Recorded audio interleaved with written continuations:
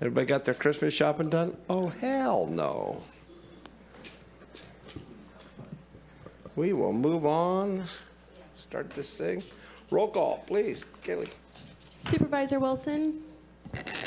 Present. Supervisor Arroyo? Here. Supervisor Madrone? Here. Supervisor Bushnell? Good morning. Chair Bohn? Ho, ho, ho. All right. Salute to the flag, please. I pledge allegiance to the flag of the United States of America and to the republic for which it stands, one nation, under God, indivisible, with liberty and justice for all.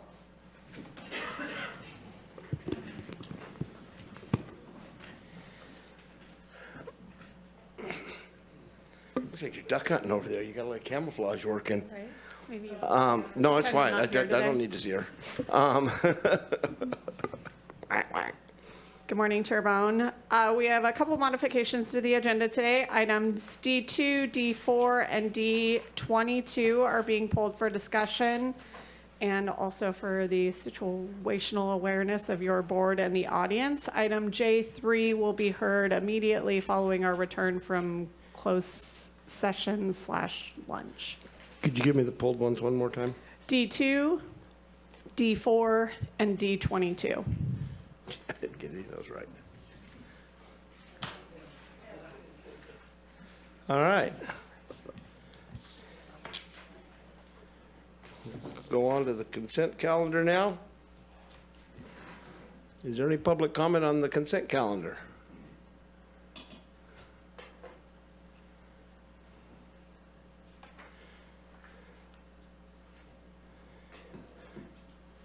There's none on Zoom. There's none? We have one at the counter. Is this Morning. on? Okay. It is. My concern is with item number 21, dealing with roads. And for one thing, this is titled in a very misleading way. It says roads in the Auric and Arcata areas. And I looked through this list. I found numerous roads that weren't anywhere near Auric and Arcata. Some of them were near Trinidad. As I read through this list, a map would have been very helpful, because some of these roads are really long. If they say it's 3.25 miles into the road, without a map that doesn't mean very much. I thought it was particularly strange that Scenic Drive was on there, Patrick's Point Drive was on there. And I was wondering why these parking restrictions were put in place. I mean, are the roads really that bad that they're undercut, and if somebody parks on the side there, they're in danger of, going over the edge? Or were there other more subtle reasons? Like some of these, on Patrick's Point Park, a lot of people park on the road and walk into Sumeg Park because it's an $8 fee to get in. And if you're with a family, you got some kids, it turns into a bunch of money. It's much cheaper to park on the road and walk in. I'm wondering if these changes are going to interfere with that. I was wondering about Scenic. A lot of people, as the name implies, go on Scenic to look at the scenery. And as they're driving through, it seems like it would be a lot safer if they could just pull over to the side of the road, which people do anyway, and look at the scenery than trying to look at it while you're driving. I hate being behind someone that's trying to do that, And the other thing I was wondering is, were these restrictions put in place to discourage people who live in their vehicles from parking? If so, that sheds a rather unpleasant light on our county's treatment of the homeless population, or I should say houseless population, I guess.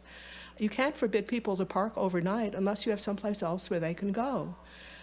Let's not forget that due to the unforeseeable circumstances of life, anybody might find themselves having to live in their vehicle someday. Thank you. Thank you. And seeing no one else, I'll bring it back to the board. I'll make a motion for the approval of the consent calendar minus number 2, number 4, and number 22. Second. And I will note that any of these parking restrictions in the coastal zone are appealable to the Coastal Commission.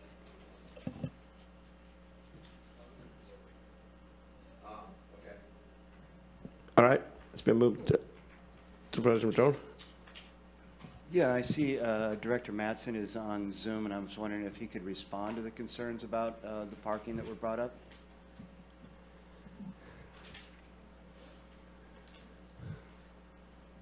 Well, I can't turn my camera on, it seems, but we are only adding two, one at a specific location on Jackson Ranch Road and one up in Old. All the others are existing already. That's just where the two new ones fit in the county ordinance. Great, thank you. Okay. Thanks. All right. Kaylee, it's been moved and seconded.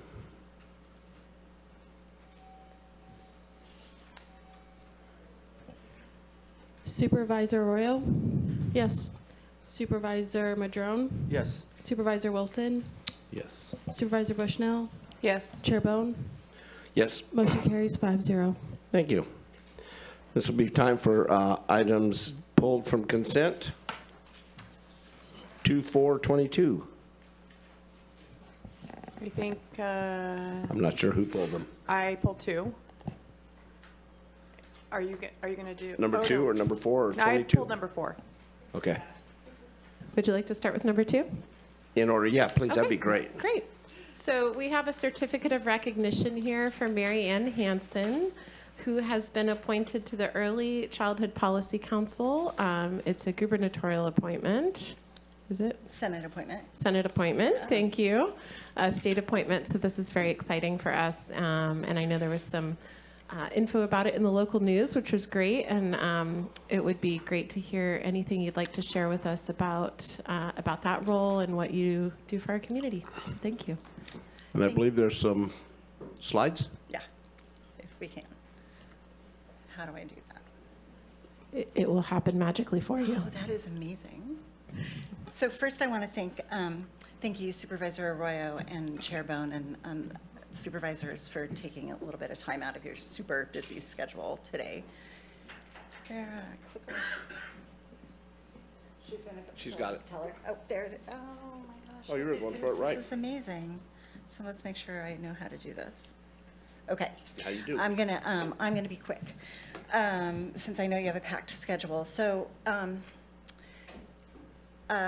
this committee, this council is tasked with providing advice to the governor's office, to the legislature, and to the superintendent of schools. So I appreciate the opportunity to just sort of add our rural voice. I think that this is the third state committee I've served on. This is the one that's gotten the most attention. And what I've learned so far is that rural representation on these state advisory boards is really lacking. And so I'm looking to your board to help me stay informed about what the issues are in Humboldt County, as well as our commission and our other advisory committees, because I feel like that perspective of the rural California is just so important. And for me, and I think for most of us, child care, child and maternal health, first fives and funding disparities for small counties are really top of mind. And so I wanted to just give you guys, there we go, just give you a quick couple of numbers about how families are doing in Humboldt and in California. And I feel like somebody really wise told me last week, well, this is great that you get to give input. Now let's see if they'll listen, right? And I think it's just super important that we recognize that while your board has some power, there are lots of issues that we need help with from the state. And so frame that as I go through these points. Humboldt County is doing better than the rest of the state in terms of availability of childcare. 5 years ago, we were at 24% of families looking for childcare were able to find licensed slots. We're now at, in 2021, we were at 35%, so that's better than the state, but that still means that about 1 out of 3 families can't find childcare if they need it. And I know that members of your board have had experience with that in the past, or family members who have.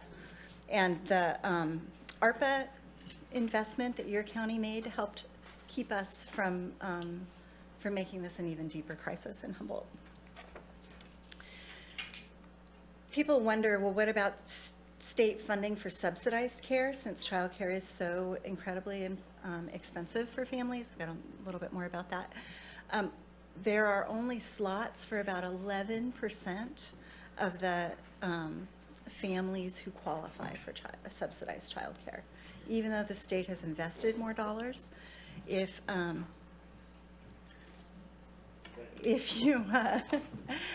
you go to apply, you're going to be on a waiting list, a huge waiting list. So there are almost 2 million children waiting for some of those subsidized slots in California.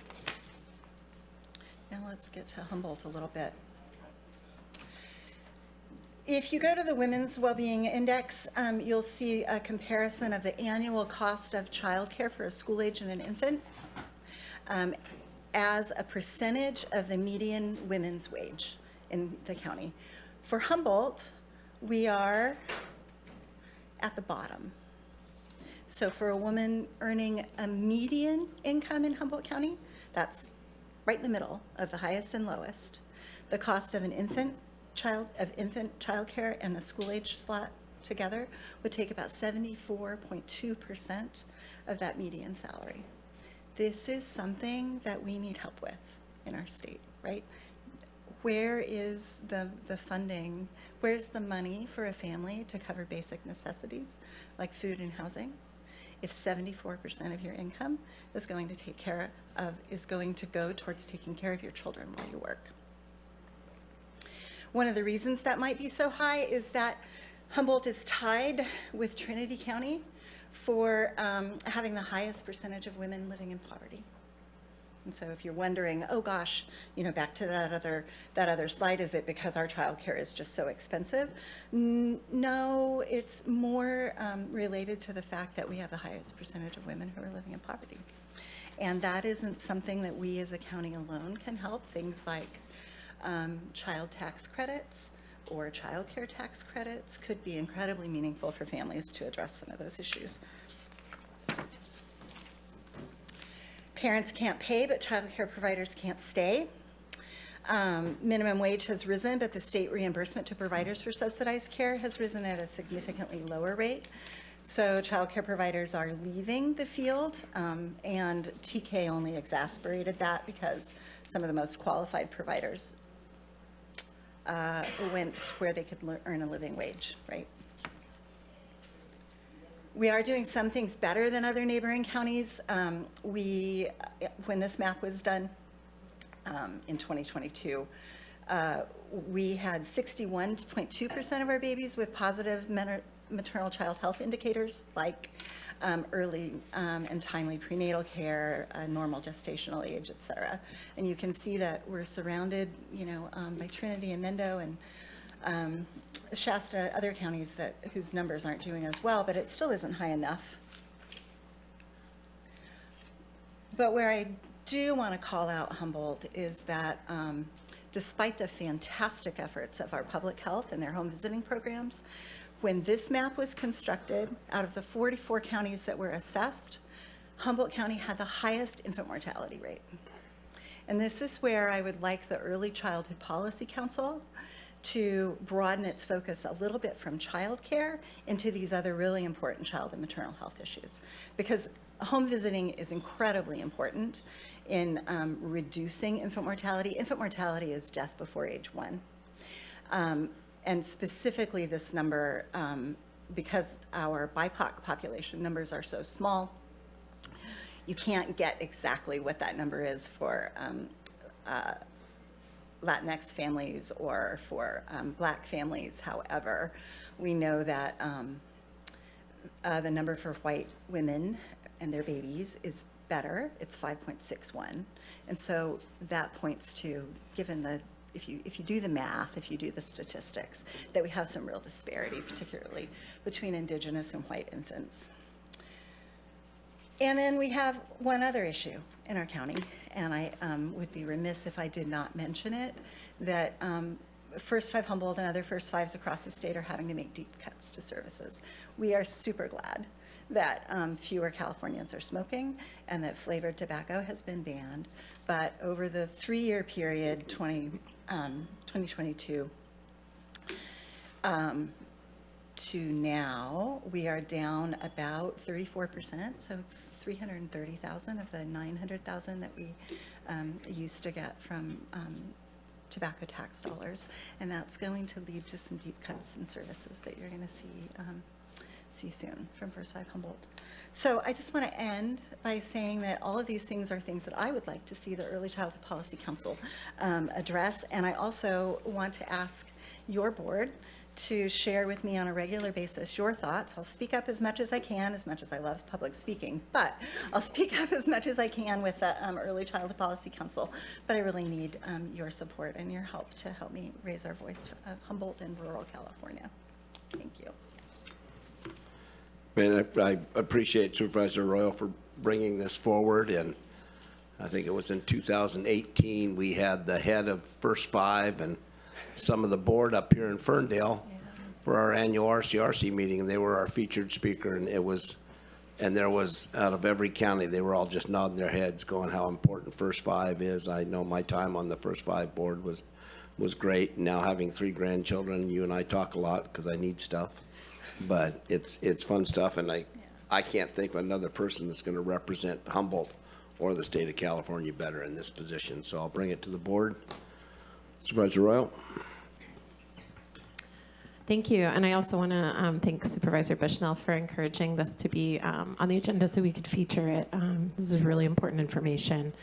I am curious, just logistically speaking, how often does the council meet and what are good points to sort of provide that input that on an ongoing basis that you're looking for? And how might that be structured in a way that wouldn't challenge us with the Brown Act?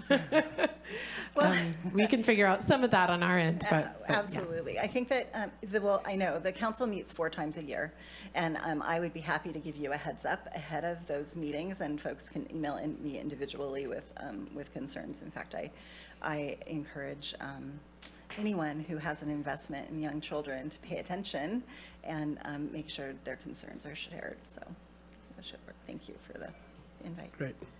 Supervisor Bushnell.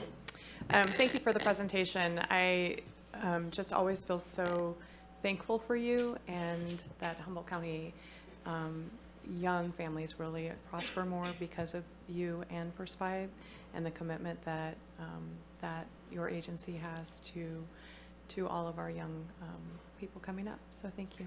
And thanks for being willing to do this. I know it's added to your plate and it's not the great public speaking that you love, but you do a really good job at it. We're going to have you back every week, I think. Anybody else?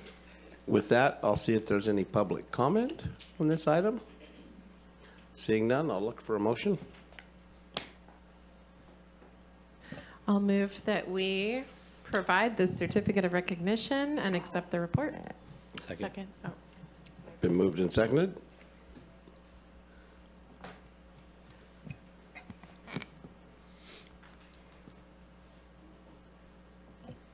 Supervisor Madrone, Yes. Supervisor Bushnell, Yes. Supervisor Arroyo, Yes. Chair Bohn, Yep.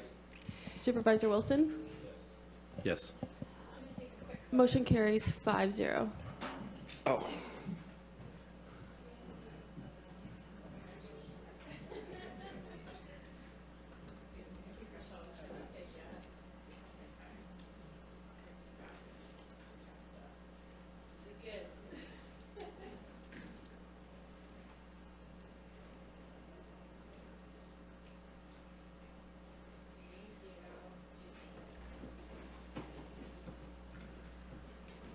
Thanks, Marianne. And for the next item, we'll bring up our clerk of the board, Tracy D'Amico. I believe this item was pulled by Supervisor Bushnell. Thank you. I pulled this item just to give direction to our clerk that when it returns, there's going to be an item that returns in January, and I would like for, we have a lot of committees, and some of them we don't know what they do or they don't report to the board, and so I want just to, on the 7th when it comes back, to have a little information about which one's mandated, which one isn't, so we could have a robust discussion at that time. Sounds great. That's it? That's it. Do we need to vote on that? I guess we need to vote on that. Okay. Sure. I appreciate you doing that, and I think it'll be a great chance to evaluate the efficacy. We've urged sort of our entire county to focus on efficiency and clarity of mission, and get real clear about what we need to do versus, you know, what we like to do, so that we can make informed decisions about it. So I think this is tracking with what we've directed everyone else who works within the county to do. So on the 7th is the first meeting of January is when I bring the board protocol to the board, and also the quarterly report showing the vacancies. This Maddie list is the vacancies for the entire year that were mandated by the state to make available, so that people are also aware. We go above and beyond and do it quarterly as well. So I will bring that item with a list of structure for those boards and commissions. Thank you. Of course. Yeah, make them. I'll make a motion to accept this item with the direction given by the board. Well, second. Been moved and seconded. Is there any public comment on this? Seeing none? Supervisor Madrone, Yes. Chair Bohn, Yep. Supervisor Bushnell, Yes. Supervisor Arroyo, Yes. Supervisor Wilson. Yes. Motion carries 5-0. Thank you. And now, item number 22 from, I don't know, Sheriff pulled it. Yeah. I didn't pull it. Destry pulled it. Oh, gotcha. Destry pulled it. I didn't think a deputy could pull an agenda item. Oh, gotcha. Okay. I'm here to, I guess, answer any questions that you had on this. Yeah, well, I believe that Destry Henderson did provide some input on that. Didn't want to see a loss of the position for our deputies. And so I thought it'd be good to have a conversation about, you know, what your perception is of why you're recommending eliminating one deputy versus Right. creating a position in the, Right. Yeah. So, yeah, so I did receive Investigator Henderson's email as well, and I share his concerns, because over the last couple of years, we have had deputy sheriff positions deallocated, you know, out of our budget. We've started out a couple of years ago with 85 positions. We're down 15 positions that are unfunded and that have been deallocated. And so this has caused further concern about, you know, shrinking deputy sheriff positions, when really it's the need for deputy sheriffs is growing. And so, you know, we get emails every week regarding homeless camps, drug houses, those kind of things, and we're trying to supplement those with our existing staff, with our existing duties, and still trying to limit overtime and exposure where we can. But we're trying to do our best with those, and so we recognize one thing, that we're in a tough budget time. We've been reminded of that for the last several years, and with the budget numbers coming in, I guess we're $15 million, you know, in the hole, so to speak. And so this is one of the things that we thought that we could do at the sheriff's office to help with that. Though it's minor, it is something. Right now, our coroner's office is currently staffed with a deputy sheriff position and 3 deputy coroner positions and a sergeant. Okay, these are our investigators that go out and do all the death investigations. There's about 400 plus death investigations a year that they do. And just to remind everyone, as far as coroner's office and investigation, you know, they're investigating the manner of death. Like, how did this person die? What made this person die? And them, along with, a lot of times, investigators, if it's a homicide, you know, determining the mechanism of death, right? They can tell if someone died of a gunshot wound, and that's what the autopsy will say. But how that person died, was it a suicide, was it a homicide, that's going to be up to the investigator. So as our coroner's office and the subject matter experts that are there are crucial. And whether it's a deputy sheriff or a deputy coroner, each of them need to be trained to that level of what the expectation is.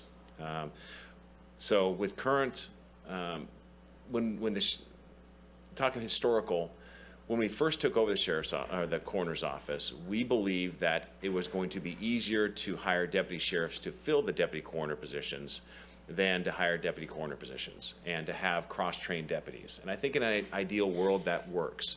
But we found it is more difficult to hire and maintain a deputy sheriff at this point in time. And so deputy coroners, we believe, are easier to recruit and to provide this specialized training because they are there, again, for the long haul as well. These are experts over time. Many of you know one of our deputy coroners, Charlie Van Buskirk. He's been doing the job for 30 years. He's the expert on the North Coast regarding death investigations, and it's something that he's learned over time. So that's one of the things that we look at, and so we decided to go this route. It's hard to give up a deputy sheriff position, but I think it's the most responsible thing to do right now, and so that's where we are. And I'm taking a shot in the dark. First chance you get, you're going to put one back on also, or move someone, or to put them out in the field, right? Well, I mean, we Hopefully. we still have positions to fill, right? So Understood. yeah, so we have the reason why we have a vacancy is because Deputy Chad Zeck retired. Yes. And so he's retired, and this provided us an opportunity to backfill a deputy coroner position. So Okay. Supervisor Madrone? Yeah, thank you, Sheriff Hansel, for being here. I may have misheard this, but I thought I heard you say that it was harder to hire a deputy sheriff than a deputy coroner. So why wouldn't we keep the deputy sheriff and hire a new deputy coroner, using that logic? well, that's what we're trying to do. So we're trying to hire a deputy coroner. That's what we're doing. And so By eliminating the other position. well, by deallocating that position. I mean, I would rather add a position. I'd rather add a deputy coroner position and keep a deputy sheriff position.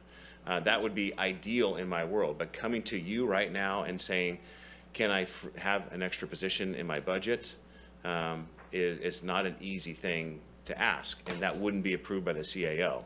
And so again, I'm trying to recognize that we have a budget deficit, and trying to be responsible in that area, and so Okay. that's Thank you. the reason why. Okay. Supervisor Arroyo? Thank you.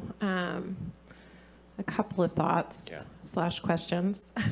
I recall that we have had some challenges around the public administrator's office, and those duties being something that we had limited capacity for in the past, and have received some public critique about that, and I believe a grand jury investigation as well at some point.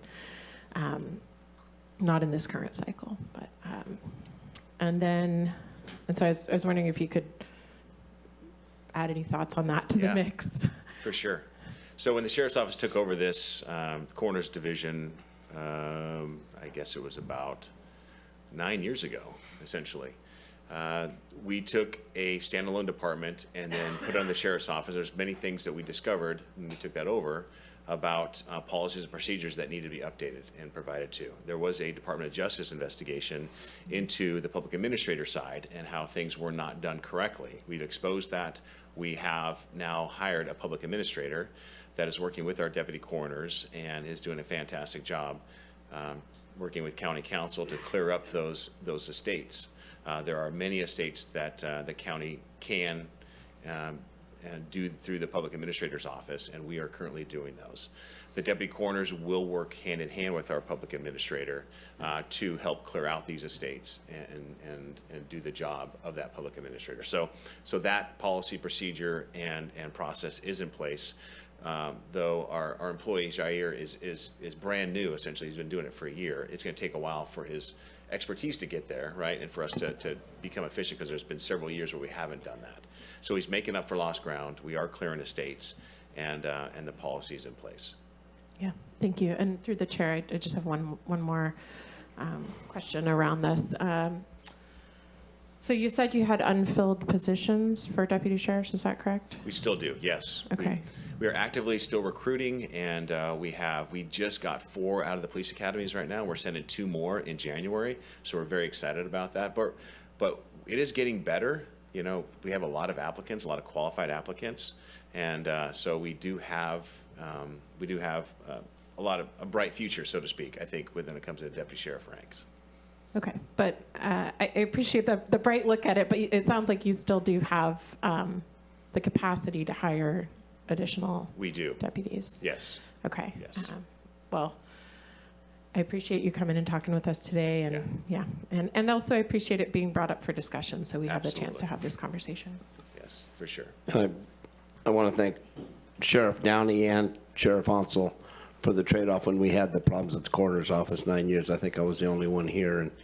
And just, you know, the big white Corvette always pops out. Just so everybody knows, the deputy that bought the white Corvette brought it back, and it was ended up going to John's used car and wreckers because nobody would buy it because there was no value in it. So, but we didn't hear much about that afterwards. But there was no criminal charges, or, you know, there was housekeeping issues. So we appreciate everything he did on that.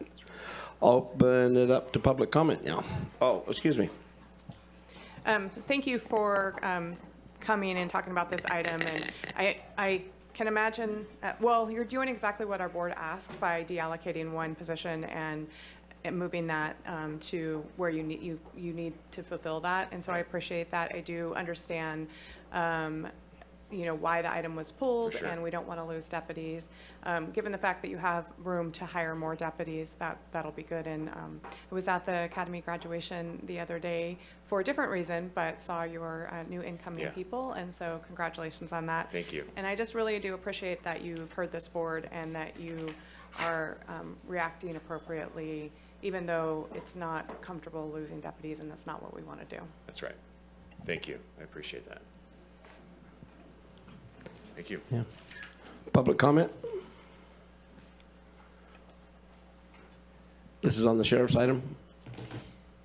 This is on the sheriff's item. Please. Hi. Hi. You guys know me. I'm Alexandra Profont.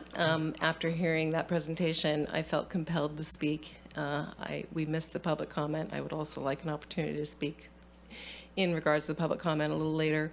But my suggestion, after hearing what the sheriff's office just presented to you, is for you to find in your budget whatever the sheriff's office requires. I have no problem asking you to find the money for him and for the sheriff's office. We need law enforcement now more than ever. And I would suggest that the Sheriff's Oversight Committee, suggested by the grand jury, was conflicted. And I think that that needs to be investigated. I'm not quite sure who would investigate that. However, I would say that the sheriff's office is doing a bang-up job, and I think right now we need more than ever to empower law enforcement to do investigations in this county. Thank you. Thank you. And with anybody else? Chair Bohn, I have one on Zoom. Okay. Caller 7718, I'm going to unmute you. You have 3 minutes.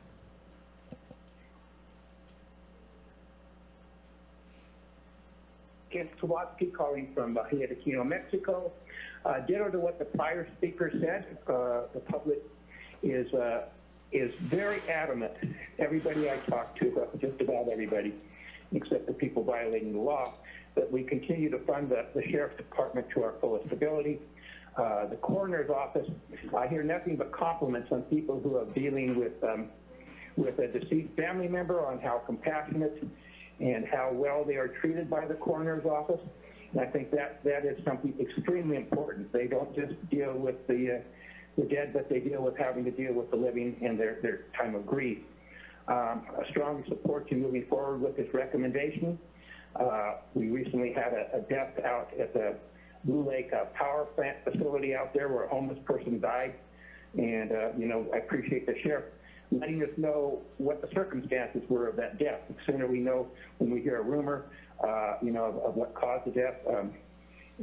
So anyway, I strongly support moving forward with this. Any other of these suggestions as they come forward in the future to provide one of our most critical things you provide us, which is ability to feel safe in our own homes. And I appreciate the service that's provided to both Trinidad and Blue Lake by the sheriff. Thank you for my opportunity to speak. That is all, Chair Bohn. Seeing no one else, Sheriff, I appreciate the input. Destry, heard you loud and clear. So with that, we'll bring it back to, I'll make a motion for staff recommendation. I'll second. Supervisor Arroyo? Yes. Supervisor Madrone? Yes. Supervisor Bushnell? Yes. Supervisor Wilson? Yes. Chair Bohn? yes, Motion carries 5-0. thank you. Okay, now we will have public comment on non-agenda items. We have a time set, so trying to.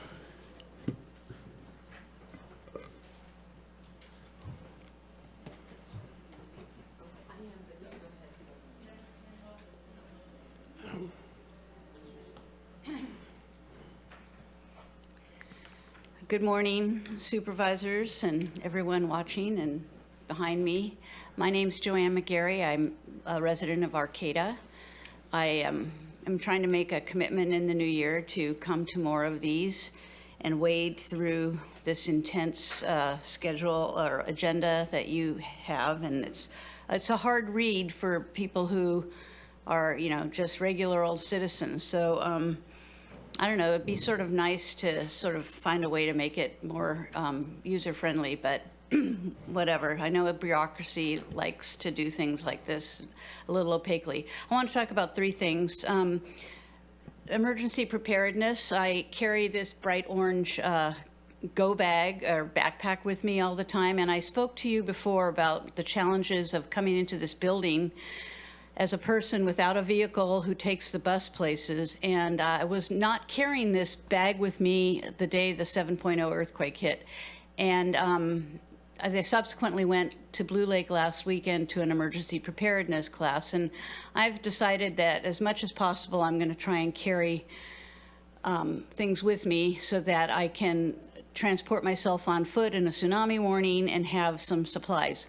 But that will restrict me from entering this building if I don't have a safe place to put these items that I might need as an emergency. So revisiting how we are stripped down, literally, coming into this building, it just seems difficult right now for the commoner, the common folk. Secondly, climate change. It's the plans happening. I spoke up at other meetings of other government boards. We know what we need to do. We don't need to wait for a plan to happen. Please, for the new year, just really commit to reducing greenhouse gas emissions. And Supervisor Bohn, I just want to kind of share with you, I know you had a great truckers parade this past weekend, but if we're trying to reduce greenhouse gas emissions in the future, we really need to revisit those types of events that burn fossil fuels. And so climate change is really important. So let's think about all that. And finally, I'm a Section 8 person, and I have 30 seconds left. I'm trying to get Section 8. It's really hard to get a birth certificate in my county I was born in, Los Angeles, but I don't know if the challenge with Real ID is going to be the same for people trying to get birth certificates through this county. It's a really arduous task, so I think somehow how we can help that process. And I found out that the Section 8 vouchers are being discontinued in Humboldt County for the time being, so I'm concerned about that. So thank you. Thank you very much. And just a small thing, not for discussion, but the security at the front is for the courts. The county, we help with it, but it's provided for the courts. We don't rate as high as a judge being protected, so that's why that's out there, is for the courts, because the courts are upstairs. No, most people don't realize that, so. Next. Thank you, Alexander Profont again. I'm here today to present to you a Christmas greeting in the form of a holiday card and an excerpt from a poem by Henry Wadsworth Longfellow, which I'll follow up with. Also, I apologize for personally handing you my last comment versus filing it with the clerk before presenting it to you. I was a bit flustered after hearing the comment made before mine that day. So I do have comments here for the clerk to get. If you could get them and pass them out, that would be great. Here we go. Here we go. Thank you. Oh, and here's your card. Thank you. Thank you. It's a difficult thing to come here week after week to beg for help in recovering my property, our homes, our homestead, our land security, our private forest land. Yet it is the responsible thing to do for various reasons. As oversight which is required in this county, in my humble opinion, would be to hold local attorneys to account for their bad actor actions and other persons who are or were elected or appointed officials who have abused their power. When the abuse legal process has caused the civil part of the judiciary to be used to cause what I am alleging are criminal acts, it makes evictions of persons affiliated with the stolen property terrifying and terribly confusing. One might wonder why I sued persons in civil court instead of pressing for criminal investigations from the start. The simple answer is that when I and my husband actually offered above and beyond what was alleged to be owed to these pretended lenders, and they did not want money, there was obviously a problem. And I will say that again. When people are deemed borrowers, and those borrowers are trying to tender money to pay something off, and the people who allege they have a right to redeem a home do not want it, something is wrong. So one of the big pieces of misinformation that I know does not get shared is that many of us could afford to pay a whole bunch of things, including these alleged loans. The people who committed fraud were not interested in receiving the money. One might wonder why I did that, because the attorney generals in 2 states were not willing to investigate these crimes, and instead they actually sent us letters telling us to go hire private attorneys. Well, we had never been in this situation before, so that's exactly what we did. And here we are years and hundreds of thousands of dollars later with no recovery of our homes. We are here to try to mitigate damage. So, before I leave, I will read you a part from Christmas Bells. I heard the bells on Christmas Day, their old familiar carols play, and wild and sweet the words repeat of peace on earth, goodwill to men. And in despair I bowed my head. There is no peace on earth, I said, for hate is strong and mocks the song of peace on earth, goodwill to men. Then pealed the bells more loud and deep. God is not dead, and doth he sleep, not doth he sleep.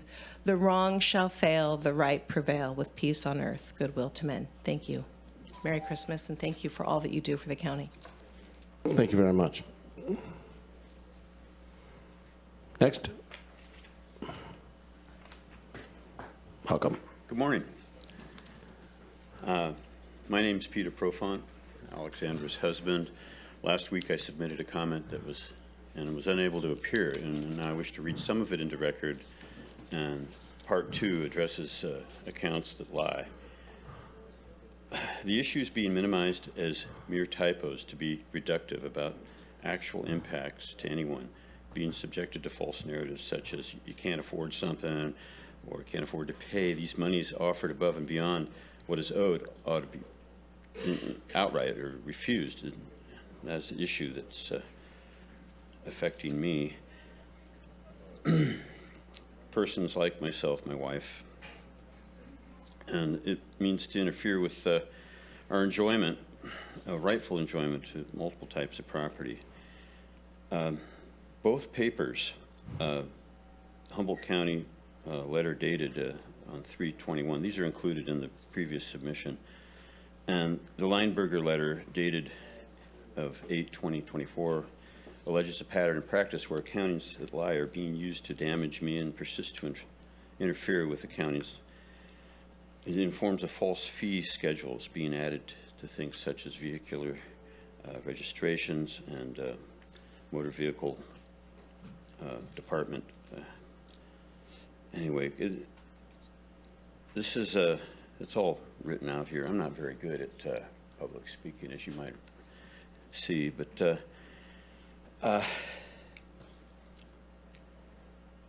I'll just skip to the last paragraph here, and that is these papers illustrate an instance of false accountings and databases and records damaging me and my record and slandering my credit and name. The accountings I allege were then used to fabricate false judgments entered into the county records and into the office by a Mr. Dustin Owens on record as a bogus abstract of judgment using similar numerals, which I allege are now causing more falsity to further encumber my timber property and more false debt derived from what judgment exactly? Is there nothing that there's nothing in the court docket suggesting an abstract came from any judgment. And, yeah, there's over $430,000 judgment against us, but it's not there. It's just an abstract that got issued by Dustin. And that's offensive, seeing how I've been warned off my property and threatened for a number of years. And I'm just here to let you know, bring you up to speed about that. And I expect we'll be back. Thanks. Thank you very much. Okay, with that, I would like to bring the 9:30 time set. Chair Bohn, I have one more Oh. public comment. Caller 7718, I'm going to unmute you, and you have 3 minutes.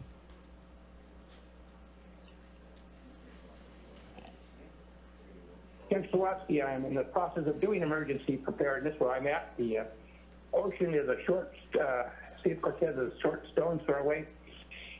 We just got done hand shoveling, probably 30 yards of cement out of an area that gets filled in when they have hurricanes down here, which they have every so often.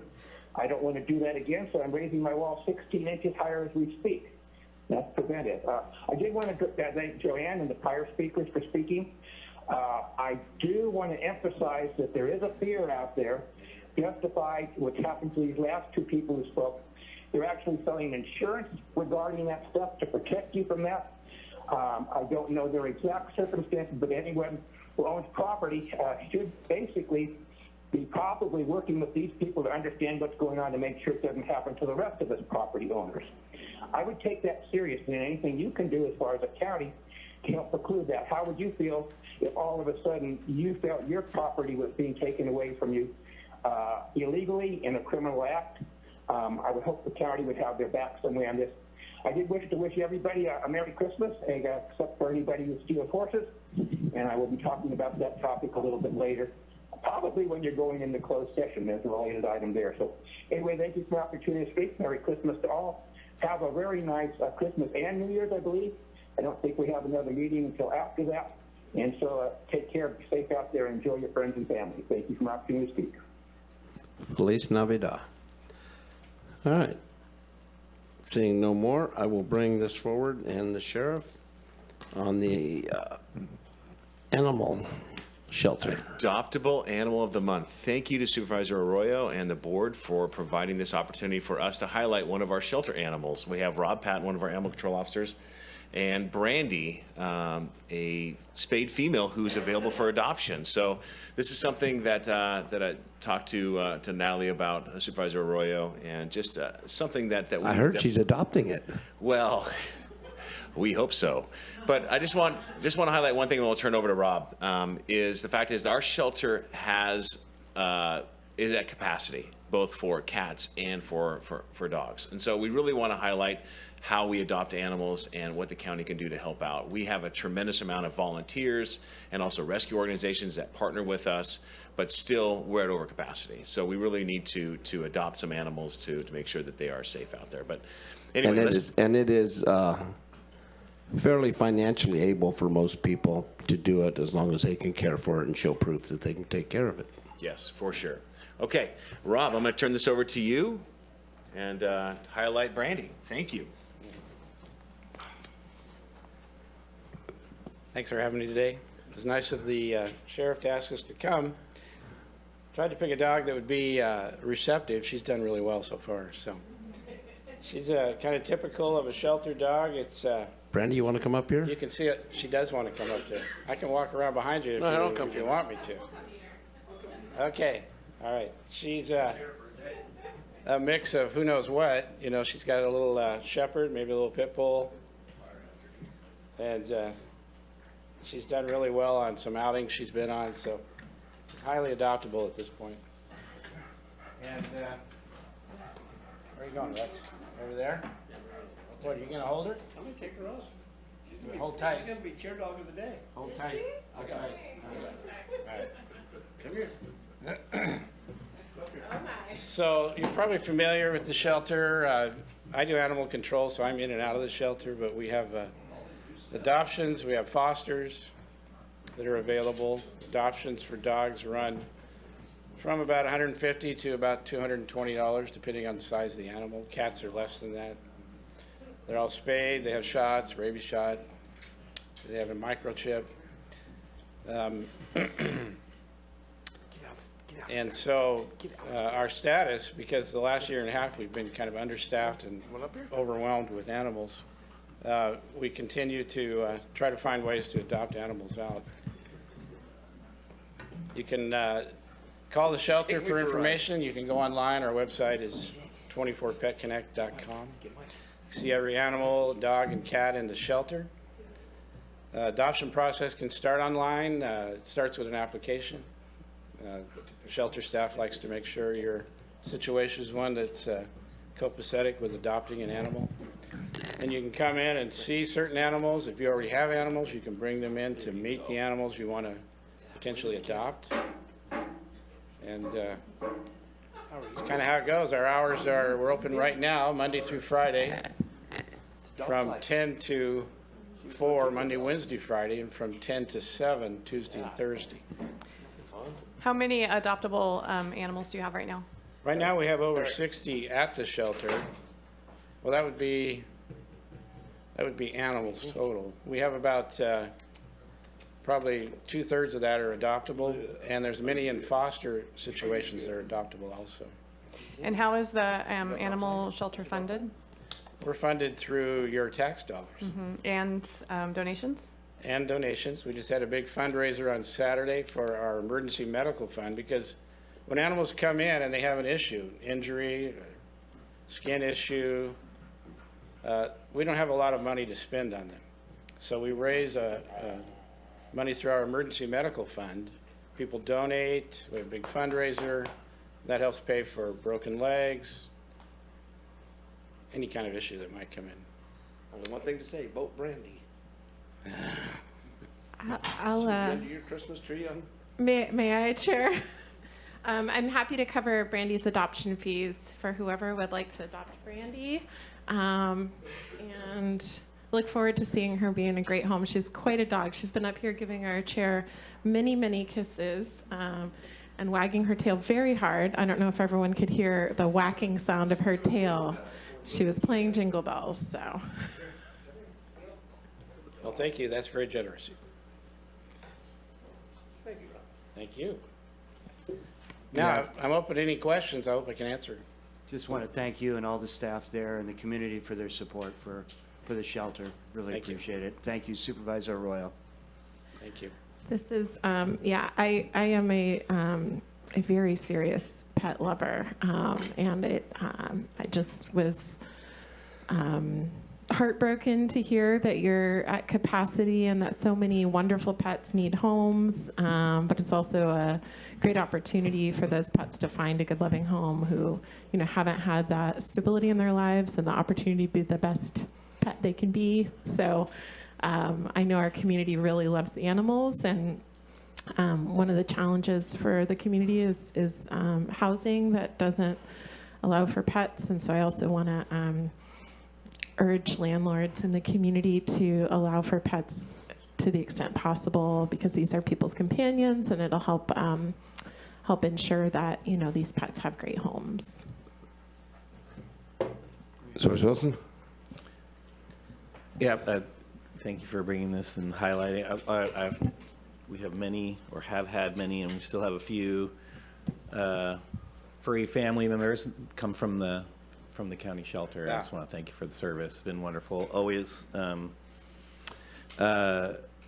we've always found a lot of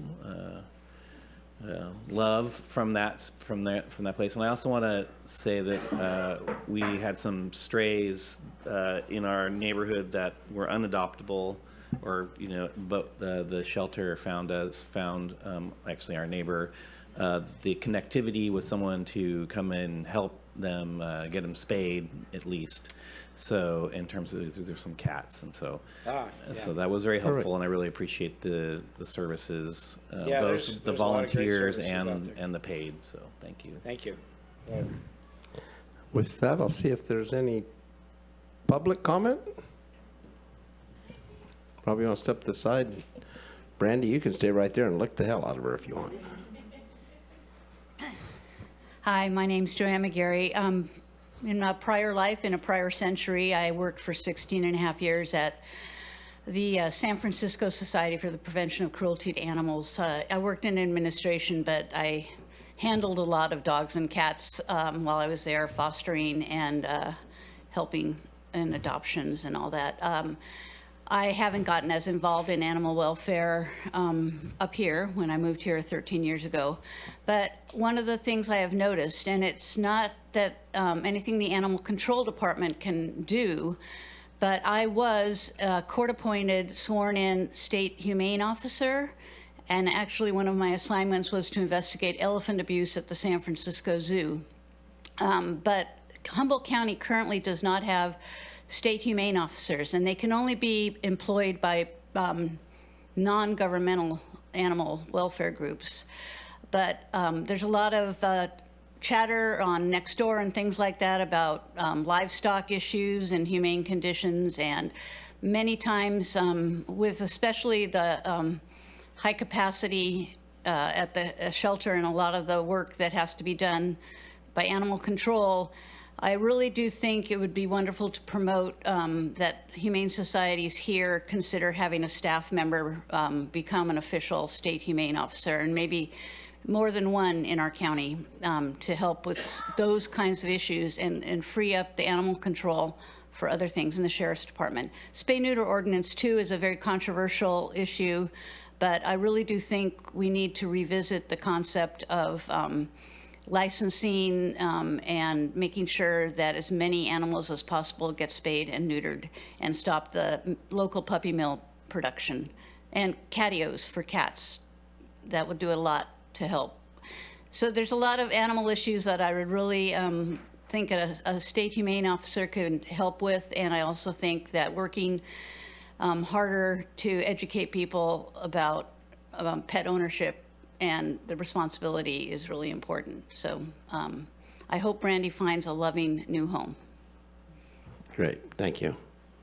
Seeing no one else, I'll look for, I don't have anyone on Super. that's perfect. Make a motion to accept the presentation. I'll second it. May I make an additional comment, Chair Bohn? No. Yes.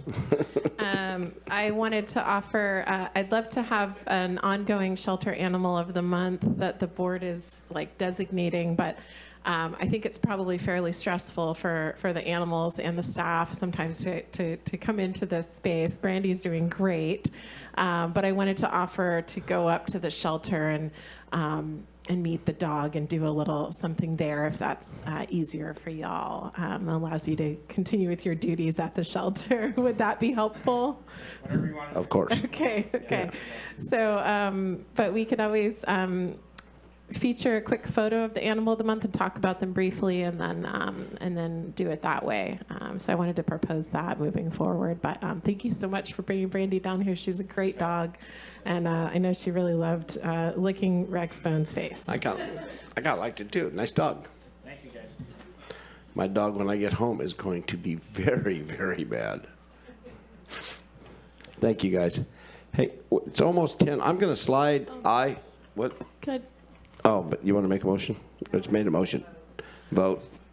Supervisor Bushnell? Yes. Last meeting, it'll be a lot Arroyo? easier from here on. Yes. Chair Bohn? Yeah. Supervisor Wilson? Yep. Supervisor Madrone? All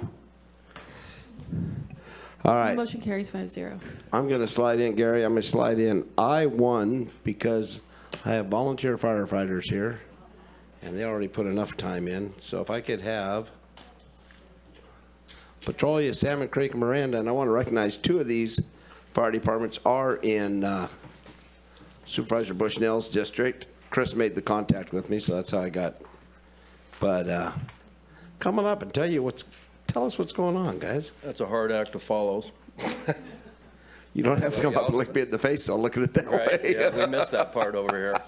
But, yeah, I'm Dan Gribby, and I'm the chief of the Salmon Creek Volunteer Fire Department, also the president of the board of our newly formed Salmon Creek Volunteer Fire Protection District. And we're here to thank the Board of Supervisors for originally putting the Measure Z to a vote.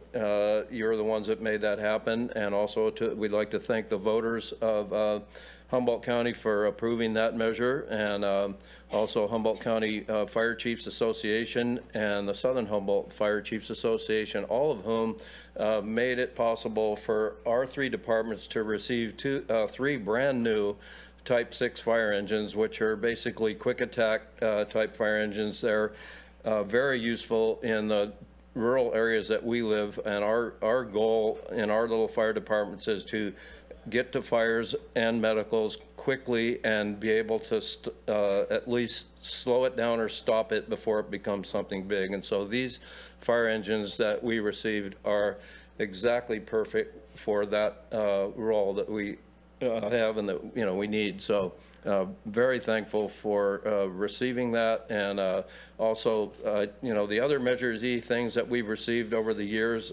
personal protective equipment for our firefighters and things like that are just invaluable. And on that note, I just read, I think, where volunteer fire departments are basically survive. They say normally in the country today, $80,000 to $100,000 budget is for a normal volunteer fire department. Well, I can guarantee you that our 3 departments right here aren't even close to that. So we rely on bake sales and donations from our communities, and our communities are very supportive of us. So we're very thankful to be able to receive equipment like this to help with our mission. So thank you very much.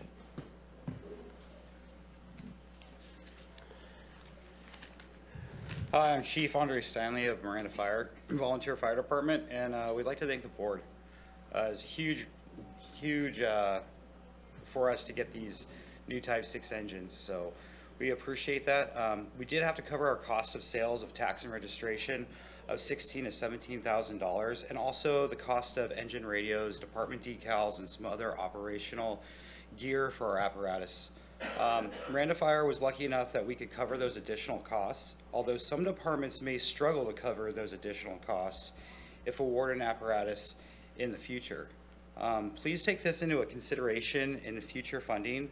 Although we are sure that many other local fire departments could use new Type 6s as well, this new Type 6 will be an amazing asset for responding to calls from Miranda Fire, to all in-district, out-of-district, mutual aid, state park, BLM, Caltrans, SRA, CHP, sheriff, and other non-district responses, as well as being able to join OES strike teams in the future and help a greater area.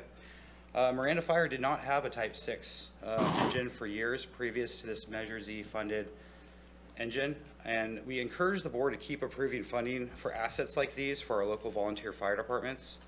Miranda Fire runs on $20,000 budget a year from our district. This barely pays our bills and many years running in the deficit. With operational compliant costs and needs rising, things like fuel, PG&E, insurance, and other department needs keep us running but are also costing more. Like other local volunteer fire departments, Measure Z funded PPE gear and department needs has been instrumental to keeping us safe and to maintain operational capacity. Like Miranda Fire and other volunteer fire departments, we would not be able to afford these instrumental and crucial items from our own funding or fundraisers. We ask the board to prioritize volunteer fire departments' needs when approving funds in the future. Thank you again for approving the funds for this much needed Type 6. Miranda Fire Department and our community, thank you. And thanks for your time today, and have a great Merry Christmas, Happy Holiday, and Good New Year. We appreciate you guys very much. Thank you, guys. Chris? Chris Gilda, Petrolia Volunteer Fire Chief. Thank you very much for the approving of the funds. This is the first new vehicle for Petrolia Fire since the 50s, ever. Pretty amazing. It brings us, now we have one vehicle, which is NFPA compliant. And we have a bunch of other good vehicles. They're solid, but they would not fit NFPA compliant standards. So as chief, that's like one of my goals, is to bring us into full compliance. It's a long way down the road, and it's a funding issue. And apparatus grants are the most competitive grants that are out there. And for ultra-rural departments like all of ours, we just don't have the call volume, don't have the population to compete in those. And so the Measure Z funding is crucial. And yeah, it's 3 down, 37 to go. More departments who could really use these apparatus. So once again, thank you. Very much appreciated. 12 years later or so, it's still nice to see Measure Z is working. Yeah. Not to the level it was, but it is working. I know the difference it made when you got air packs, the PPE equipment, so you could go out and help on a bigger scale and have the equipment available if you wanted to help out in these local fire department fires out in the hitherlands. And I think our own Kurt McCraig from CAL FIRE would like to reiterate that, I bet. Yeah.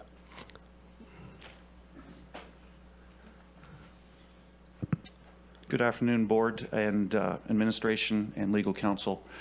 I would like to express my appreciation as a cooperator of these 3 fire departments and all the fire departments in this county, as well as a citizen, for your investment in what you've provided here. This is a tremendous asset that will be used well by all 3 fire departments. And as a CAL FIRE unit chief and the CAL OES operational area coordinator for fire and rescue of Humboldt County, I appreciate what you've done for all of us. Thank you. Thank you, Mr. McRae. Supervisor Bushnell. Thanks for coming up. I appreciate it. And good luck on getting the decals on your truck today, because he brought his truck. I also want to thank the Measure Z committee.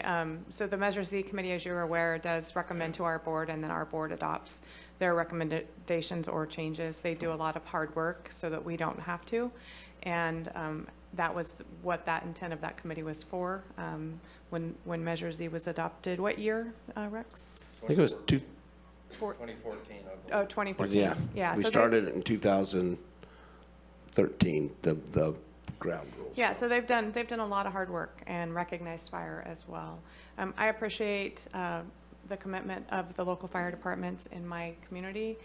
I have 18 of them, and so it's a heavy lift for them. And it's, around all the time, but especially around the holidays, it's can be very traumatic, and our local people just go out and do what has to be done. So I appreciate your guys' commitment to the community.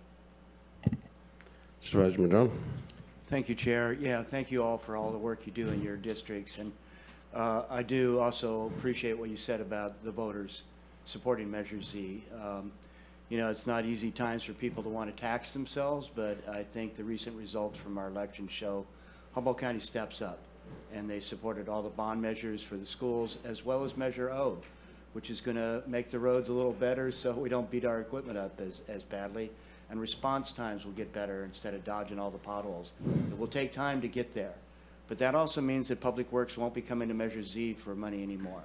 So I think you can understand what that might mean for fire, for law enforcement, and other important things in the community. So I want to thank the voters for supporting Measure O as well in a tough economic time. But without you guys stepping up in your departments and all your volunteers, we wouldn't be able to do it. So thank you.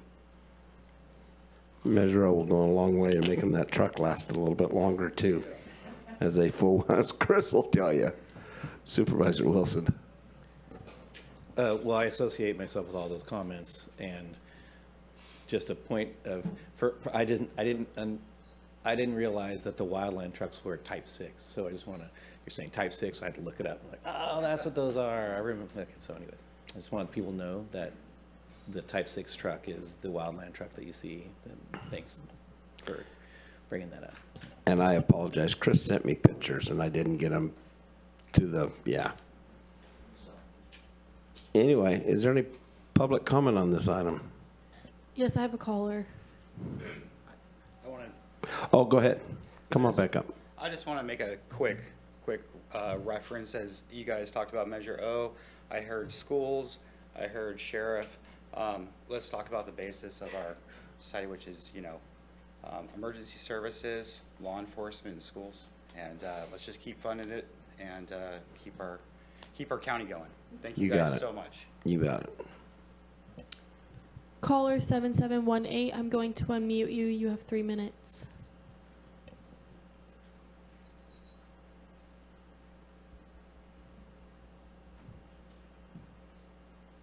Hi, Ken Swansky. I raised my hand on the other topic. I'll just say congratulations to Ms. Arroyo for sponsoring the dog. Thank you very much. That's all. Thank you. Is there any other public comment? Seeing none? Thanks, you guys, for hanging around. I tried to get you in there sooner, so. Thanks. Appreciate it. Have a good holiday. I'll make a motion to accept and file the report. Second. And speak to that civil society costs money, so thanks for everybody for stepping up. Uncivil society costs even more. Supervisor Arroyo? Yes. Supervisor Bushnell? Yes. Chair Bohn? Yep. Supervisor Madrone? 10-4. Supervisor Wilson? Yes. Motion carries 5-0. Now I'd like to bring up our 10 o'clock time set. Thank you for giving us a few minutes there, Gary. And the Buckeye.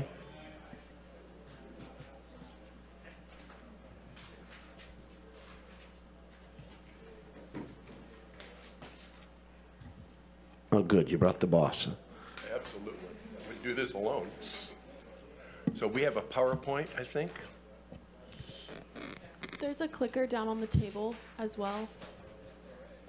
Oh, perfect. Thank you. First of all, Chair Bohn, Supervisors, Administration, thank you for the opportunity to be here. We're here to represent the Buckeye. I'm the current chairman of the Buckeye, and Christy Moore is our executive director. Christy.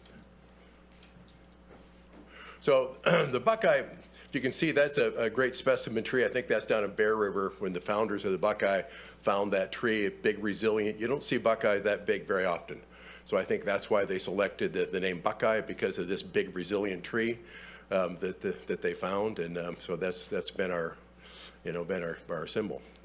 So we're primarily about maintaining the open and working lands of northwestern California. And if we go to our mission and vision statement, it's about the working lands, open spaces in northwestern California. They're viable, they're conserved for in perpetuity for the future. And our mission is stewardship of working landscapes through shared experience, hand-on education, and collaboration. And I hope hopefully you'll see that as we go forward with our presentation. So the history, we started in 1999, and one of the questions I'm sure is, well, why Buckeye? What about Farm Bureau? What about cattlemen, cattlewomen? We work collaboratively with those folks. We're more hands-on, local, direct, whereas those other organizations tend to be more tied. They're also certainly tied locally, but they're also tied to statewide organizations. So Buckeye is pretty much pure local, farmers, ranchers, and timberland owners and resource professionals. We are a 501c3 organization, so we don't really get involved in advocacy much. We're really more about collaboration and reaching out. So I'm the chair. Dean Mullen is the vice chair.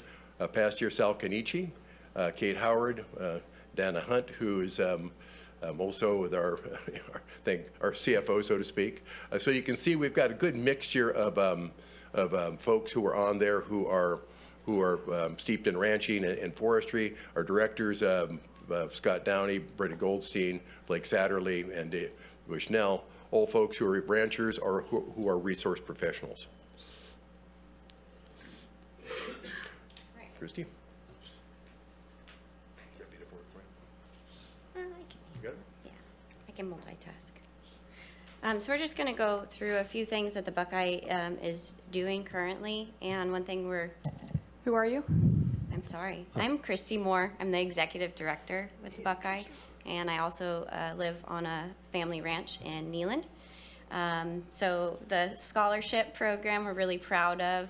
We're able to award multiple scholarships every year depending on donations to the fund to local youth that are promoting ag and natural resources. You'll see later some photos of last year's recipients. We also have the Buckeye Seed Grant program, and this is for students K through 11th grade. And the projects that come through this program are really inspiring. We've got steer programs, sheep programs, a little bit of everything, and this is one of my favorite programs here. We also have the Buckeye Stewardship Award, and this is a way for the Buckeye to recognize not just Buckeye members, but folks in the community that are promoting working landscapes and open spaces, and the behind-the-scenes work that they're doing. Many of these recipients you may not have heard of, many you have, but like I said, there's a lot of behind-the-scenes work that goes on to maintain these open spaces. We'll be announcing at our 2025 annual dinner that our Stewardship Award recipient for next year is Jean and Ginger Sarvinsky. They are well known for their innovative practices on their farm. And speaking with Jean recently, very humble, and says, oh, you know, we're not up to very much, but they are up to a lot. So we're looking forward to hosting a ranch tour of their farm in May. So be looking for that date. Another award is the Buckeye Young Steward Award. This is our most recent award because we also want to give recognition for the younger generation that is making an effort to advocate for the type of work that the Buckeye is doing. And then I'll hand it over to Gary.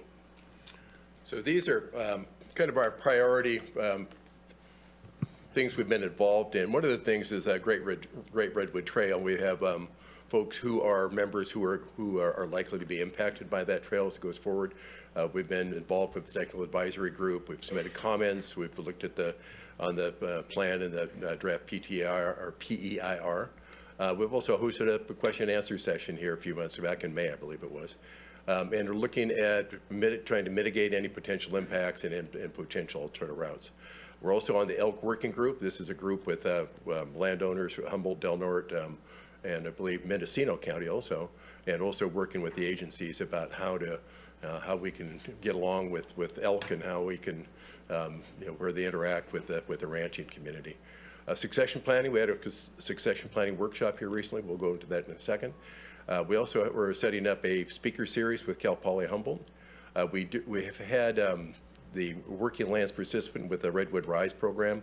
One of the great things we've done at these ranch tours, and we'll go through a couple of those here in a minute, community presentations and doing outreach panels. We're still working on setting up these quarterly network happy hours, and just like it sounds.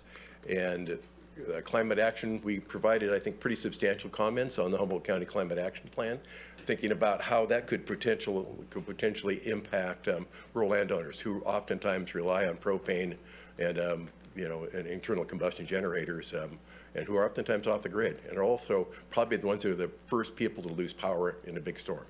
So keeping that in mind, we're trying to make sure that those folks aren't adversely impacted by changes that may come out of that plan. We already went through the scholarship program.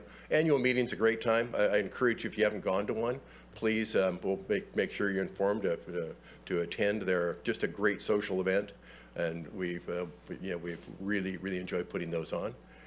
We also have great communication. We have the emails, the broadcast emails that go out as need be. We have 2 to 3 newsletters, and then of course informational meetings and workshops. So this is the Marshall Ranch Homestead Tour. This was back in the 2023, June of 2023. Folks from Salmon Creek were just here. This is in that same vicinity. Great turnout. You can see that. Wonderful. These are a lot of these are 4th and 5th generation ranches. So be able to go out. These folks love showing off their ranches. They love showing what they're doing, and they're just great tours. Homestead Ranch Tour. This is down to Bryceland. And this again was the Marshall Ranch. And this is the Frederickson and the Mullen ranches. Now the great thing about this particular tour was that those are all Humboldt State students. I'm sorry, Cal Poly Humboldt. It's a tough one to break. And that's the Science 100 class. Those are all incoming freshman students who are either forestry, range, or fire management students. And this is a lot of times the first time they've been out on a working ranch. A lot of these students are from Southern California. And so we had, I think, 4 professors with us from Humboldt, and broken down into range and soils and forestry, and they all broke up into different groups and went through stuff. It was really a great tour, and I think the students really enjoyed it. There were also producers that attended the workshop, so it was open to Buckeye members as well. So it was a nice mix. Yeah, so we had another probably 10 Buckeye members here. 15. Yeah. And it was a little warm that day, so we found shade.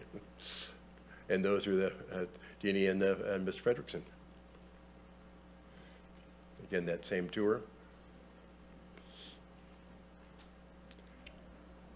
Succession planning workshop. I'll let Jeannie cover this. Thank you, Christy. So these workshops have been really fun for me to craft and put together. And our first series was about why to start the succession planning process. And so we kind of called this the nuts and bolts of succession planning. So especially with large landscapes, there needs to be planning way far in advance to make sure that these properties aren't fragmented in the future. So we had a speaker lineup: Amy Hunt, Scott Hunt, Dan Erisman, Jack Rice, Laurel Dahlstead, George Peterson Insurance, and some local landowners that are well respected. And we started with some presentations about, again, the nuts and bolts of succession planning. And then we broke up into a roundtable discussion where everyone shared personal stories about their experience. So that was really powerful, and it also leads into series number 2, which is actually the hardest part of succession planning, is having that difficult conversation with families, heirs, or with your professional team of what the future plan is. So that's coming up on January 30th. And we talked about the Buckeye annual meeting and dinner. So this was 2024's meeting held in April. At the River Lodge. At the River Lodge. So we start with a membership meeting where Rex and Michelle spoke, along with Kurt McRae and Jeff Stackhouse, and a Cal Poly Humboldt forestry student, Audrey Gomes. We focus on recognition throughout the event, and our keynote speaker is our Stewardship Award recipient. That's what the event is mainly focused on, is, like I said, the stewardship work that's being done on local properties. So on the left, you can see our 2024 Stewardship Award recipient, Dwayne and Karen Fredrickson, presented by Mark and Dina Moore. Our Young Steward Award, Rebecca Searcy. And our scholarship and seed grant recipients, who also volunteered at the event and did a great job. So our 2025 annual dinner is scheduled for February 22nd. Again, we'll start with a membership meeting that we encourage everyone to attend.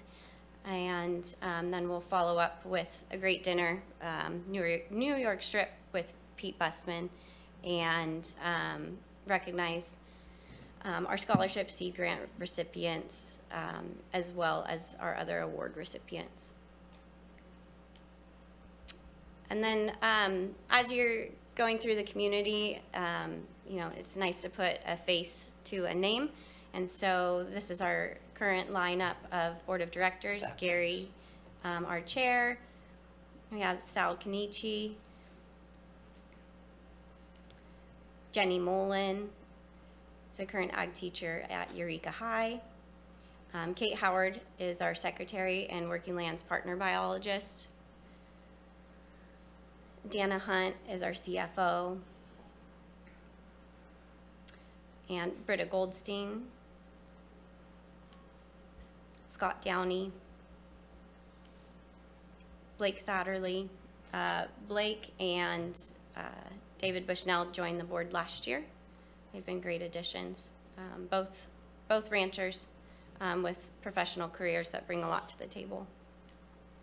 Myself, and our wonderful communications interns. So both college students that help with the website and communications and keep us up to speed. So. All right. Thank you for that. I know a famous comedian said never follow kids' dogs, and I'm going to add emergency service people to that. But I'd like to thank the emergency. I wish they were still here because they're almost always the first responders to problems in our rural community. I know. I'll get to him in a minute. And then they don't have the helicopters. They don't have the aerial tankers, et cetera. CAL FIRE comes in obviously and gets there as soon as they can. But oftentimes, not always, but oftentimes, the rural volunteer fire department folks are the first people to show up, whether it's a medical emergency, whether it's a fire, whatever. And our Buckeye members really appreciate them. So thank you for supporting them. Thank you for supporting with the equipment. That's a big deal. We're happy to take any questions, and I certainly appreciate the time that you've given us to be here and kind of introduce ourselves. And I would suggest if you have an opportunity, please make it to the annual dinner. I've been fortunate to go along before I was on this as an auctioneer, and it's quite a lot of fun. And the one thing I have always is we learned a really hard lesson about 30 years ago about succession planning with a local rancher. And succession planning, unless you want to give it all to the government, may be one of the most important things you can do, and you guys have done a great job on that. Probably the greatest way you can lose open space is to not have it properly planned going forward. Exactly, because it gets broken up. So it sounds like we're Yellowstone. Anyway, I will bring it back to the board. Supervisor Bushnell. Sure. So just being in the last couple of years more active in and more involved with the Buckeye through my husband and attending your annual meetings and some workshops. I appreciate the commitment that the Buckeye has for open lands and ranches and conserving open space in Humboldt County and beyond. I appreciate the work that Christy does and the board does. I see, through my husband, a lot of emails come through, a lot of suggestions, thoughts, and ideas, and a lot of work that the Buckeye does. And so I just, ranching's my heritage. I grew up on a ranch, and it's back for 5 generations in southern Humboldt. My grandfather was a great-grandfathers were ranch owners. It's not the way of life today, but it is still a great way of life, and so I really appreciate that commitment that the Buckeye has. Thank you. Supervisor Arroyo, then Wilson. Thank you for coming and sharing some of your accomplishments and goals and who's part of your organization right now. I just wanted to thank you for reaching out and meeting with me recently. I really appreciated the time and the understanding of more of what you're doing. Unfortunately, I already know that February 22nd, I have another commitment, but so I will look to go to that in future years. And thanks for, having a great, robust newsletter and sharing out information. This is not a community, the ranching and working lands community is not necessarily one I'm directly connected to, so it really helps expand my knowledge. Thank you. Thank you. Thanks, you guys. Always appreciate the work of this organization and its members, especially those that I communicate with often, the Moors. I want to just ask a question about the elk that you brought up, and sort of, can you just summarize the change that we've seen recently? I think people are now seeing elk, it's down in Blue Lake. We've even seen one on Humboldt Bay. We're seeing it expanding into all these watersheds. What's your projection about that? Because I think many people are just not unaware of this as an issue. The issue is the conflict often between the elk and with the cattle, and the two bulls don't always get along well. So there are often problems with that. But probably the bigger problem is the elk don't pay any attention to fences. They just go straight through them. They do a lot of damage, and that's becomes problematic. They don't interact well with the cattle. So trying to figure out how there's better coexistence and looking at programs that DFW might have, Department of Fish and Wildlife may have, to assist the ranchers and work with the ranchers to try to mitigate some of these issues. Gary, can I add one thing? Elk eat a ton of grass, and they compete with the cattle, and not only do they wreak havoc on the fences, but they eat the feed that the ranchers are very dependent on. And that's one of the biggest issues in, out in your area. They have a herd of 100 elk out there, and they can wipe them out with the fresh grass and not leave that for the cattle. And so that's one of the biggest issues. What I was trying to get at was, do we have a projection in terms of numbers, like that change? As far as the number of elk? Yeah, and where that expected population, because you just mentioned like, oh, now it's Mendocino and this, and we're seeing it in Marin County as well. So I was just, is there... The Marin and the Marin, of course, are the Thule elk, and these are the Roosevelts. But their DFW's been working hard to figure out just what the populations of elk are. We all know as we drive up and down the highway, you can see the different, just about every different drainage has an elk herd in it now. And you can, I think I guess the other day, there's probably 80 in that Blue Lake herd now. Very substantial down in the Christie Field. And they're trying to get a handle. They have an elk management plan they're putting together that they've been working on, and that's still going forward. But trying to get a good handle on just how many elk are out there and where those different elk populations are and how they're spreading is something that they've been working on for the last several years. And that's continuing. So and before they can really solidify that plan, they really need to have a better estimate of the population. Well, so I appreciate organizations like yours that are really looking to educate people about these issues and about working lands and its interface into these natural systems as well, and how that management is challenging at times, and I appreciate that. Thanks. You have anything to add on the elk? Yeah, a little bit. And what has happened over time is elk are grazing animals, and private landowners are managing their lands for optimal grazing. And so we're seeing these herds concentrated on private lands. And that's, like Michelle said, they're consuming a lot of forage. Most ranchers have a rotational grazing plan put in place. So they graze down to a certain height, remove the cattle. When that grass starts to grow, it's like candy. So the elk see the cattle leave and they say, oh, perfect, that's the good stuff. So that's kind of the conflict that's arising. Obviously, these ranchers, that grass is what is sustaining the herd that, then they sell for their income. So a lot of changes in the elk working group. We don't have any goals for the group. The group itself is going to collaboratively come together, look at the situation at hand, and we have a lot of different participants from different perspectives that are then going to come up with what things we think we can change to improve the situation. And Carrington Hilson of CDFW she's got all the specific numbers as far as growth and population changes. Just to put it in perspective, we put the elk on a watch list so they'd come back like this, and we did the same thing 20 years ago with the Aleutian geese, and now they're going to soon drop the limit, I think, on those, because 16 Aleutian geese equal 1 cow. So what they're doing is they're competing with our local dairy market for the grass, and unlike, well, they still do it, but the big problem with the geese is they soil the ground pretty bad too, because they do what they do after they eat all that fresh grass. So. Yeah.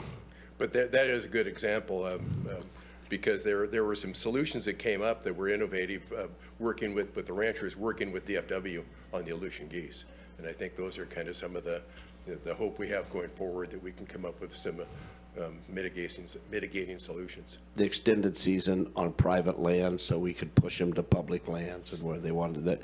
There are some innovations, and I hope the wolf isn't one of them, but did wonders in Yellowstone. With that, I'll open this up to public comment. Chair, I have one on Zoom. Caller 7718, I'm going to unmute you. You have 3 minutes.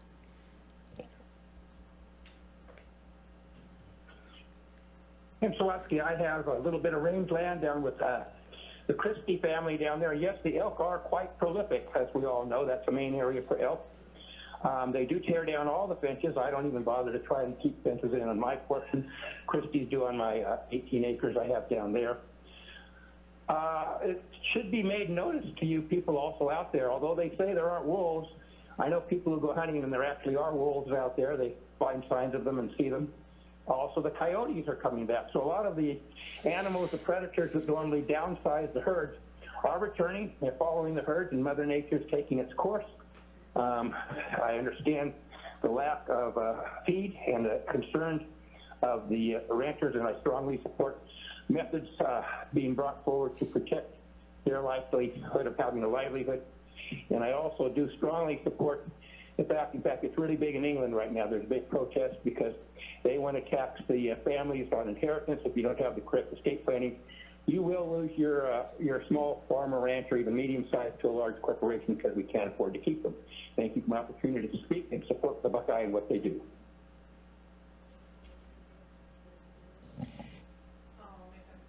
I'll make a motion to accept the presentation, and thanks for coming. Christy lives way out in Neyland, and so she drove a ways. And Gary, you don't live so far, but thank you for coming. I'll second.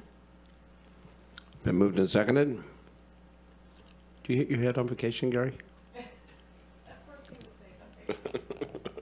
Let's just say that my new wood stove and I are trying to work things out.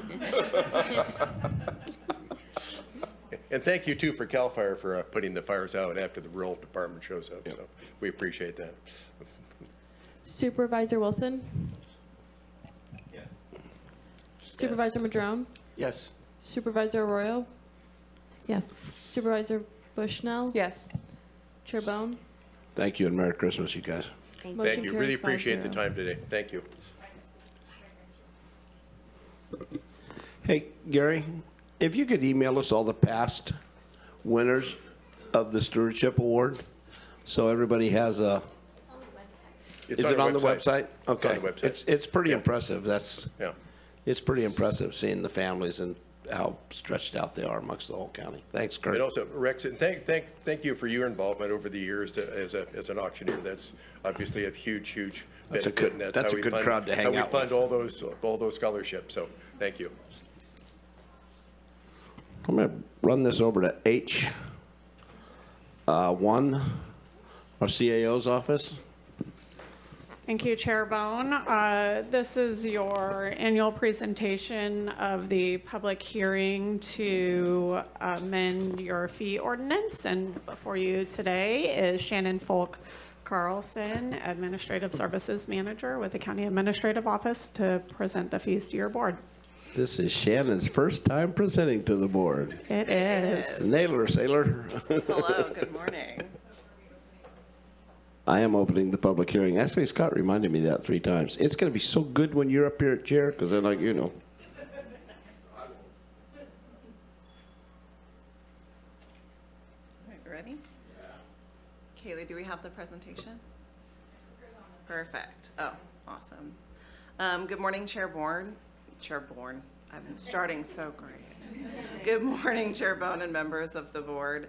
My name is Shannon Folk Carlson. I'm Administrative Services Manager, presenting the 2025 fee schedule for possible adoption.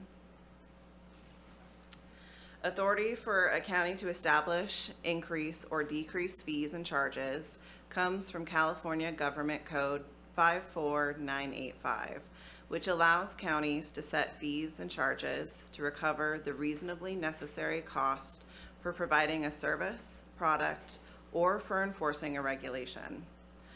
The authority to establish and update planning and land use fees comes from a different section, California Government Code 66016, but with a few differences in effective dates and process to change a fee or charge.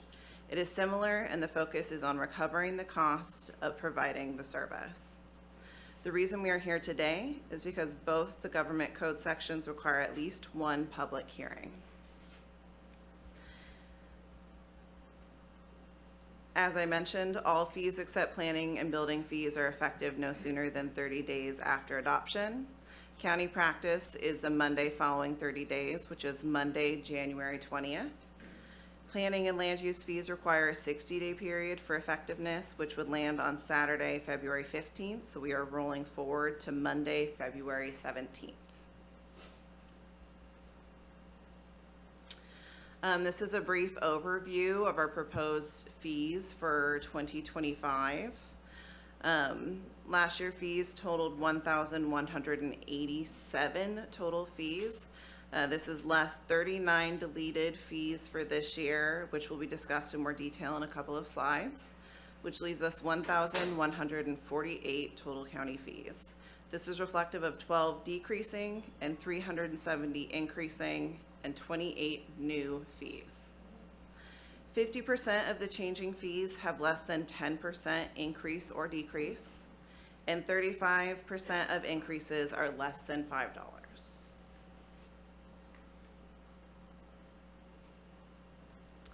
This leads us to county fee trends. A majority of fees are reflecting no changes. There are a small number of new fees.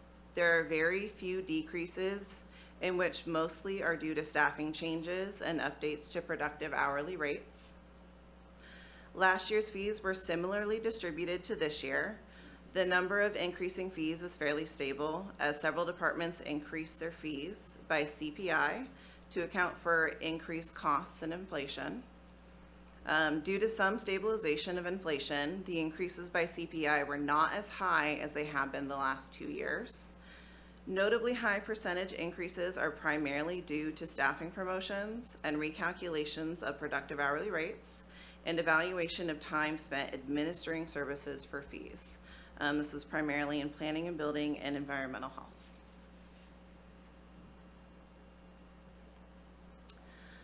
These are a list of the department programs with increases or decreases this year.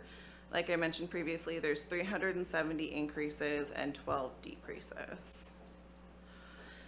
A large portion of the changes this year are attributed to CPI increases in fees in aviation and productive hourly rate updates for staff times and fees in planning and building, environmental health budgets, and the public health clinic, all of which have a large number of fees to review and update annually. Also of note, Public Health Administration submitted increases to ambulance permit fees, which have not been updated in numerous years. Concealed carried weapon fees for sheriff have increased notably due to changes in Government Code PC 26190, which remove the cap on renewals and modifications in addition to costs for additional staff time to meet new requirements for review of social media accounts for applicants. Building inspection fees for agricultural exemption processing and agricultural exemption penalties per structure were also increased based on the analysis of building inspector and permit technician staff time required to perform the service.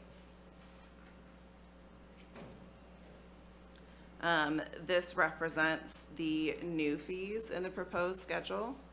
Of note, the assessor added new fees for secured and unsecured property tax reports. The UC Cooperative Extension created 2 new fees to open up their small conference room as a rental space in addition to the large auditorium in the agricultural building. And aviation added fees for commercial vehicle operators, expired but not returned badges, and event and staffing fees. And then this slide represents deleted fees, which are typically just cleanup of obsolete fees from the previous year. The primary source of deleted fees this year is environmental health and aviation. Of note for the public defender and conflict counsel was the deletion of the expungement fees pursuant to AB 1869, which limited allowable administrative fees.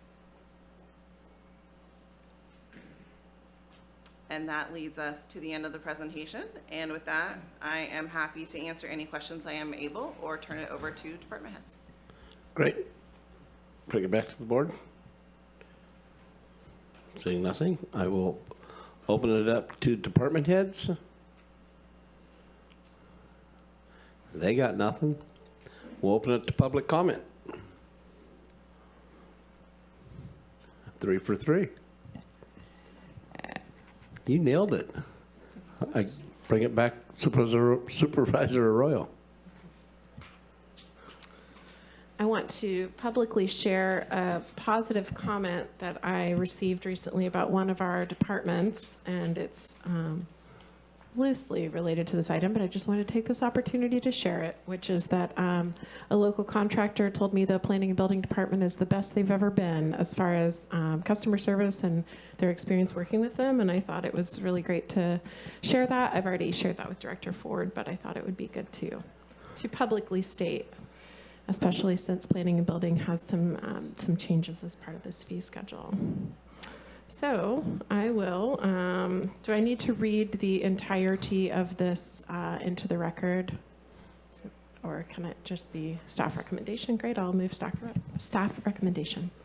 Second, and I do want to note that I had some questions about some of the fees, especially around planning and building, and Director Ford was able to answer those for me yesterday. I encourage anybody in the public that sees these, and if they do have questions, to reach out to those department heads or to the county administrative office to get those answers. Supervisor Wilson? Just to thank staff for their continued hard work on keeping these things all updated and helping us function. Thanks. Supervisor Madrone? Thank you, Chair Bohn. Nice presentation, well done. And yeah, I agree. I think planning and building, public works, all the departments are doing a great job with this. For the public, you know, we're just trying to recover costs. We're not trying to make any money here, just trying to run the county. We've got a budget deficit, and this is just trying to make even on the costs of staff time, et cetera. I also want to give a shout out to Karen Clower. She's doing a lot of, might be almost considered triple duty right now on many levels, and there were some concerns about hangar fees and other aviation increases, and Karen did a fantastic job of responding to those concerns with a lot of detail. Nobody's ever happy with increased fees and stuff, but when you understand the background, it really helps. So I want to thank Karen for her work on that. Karen who? No, ditto on that, because, yeah, there are some issues, and they've been brought up. Thank you for highlighting public planning and building. I've been hearing that for years, and John's done a great job for what we're dealing with. Tom, with the limited efforts his crew has talked about responding this weekend, I would call them, and I would have one of his road guys, I would call, or Steve, and I'd say, hey, there's a slide on Wildcat, and then I'd get a picture of a truck at the Wildcat, and I'd got the thing 17 minutes before. So it's just, they responded all weekend.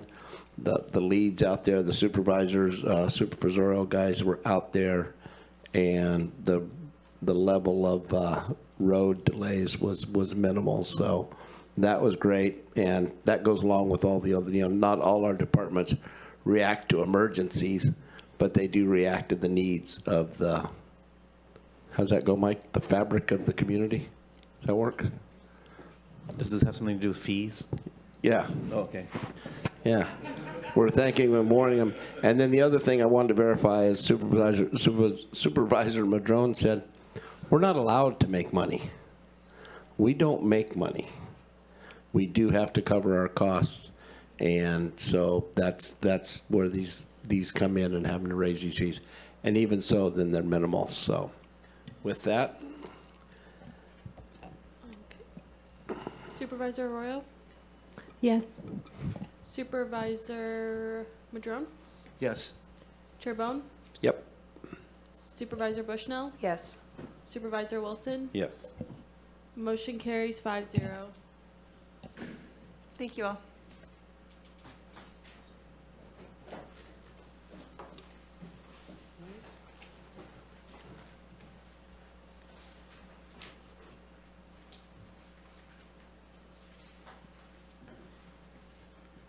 I'll close the public hearing. Right? Okay. And then I think we'll go to, let's have, no, Mr. Matson come up here for unmet traffic. Yeah, it shouldn't. Really? Talk quick.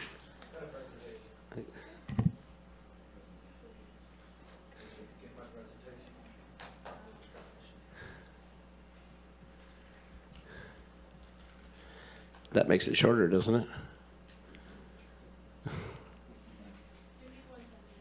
We're gonna have to download that, so you're knocked out of the box now. Yeah, he has a thingy. Unlike most departments that send it in early so you can, yeah, whatever. Yeah, whatever.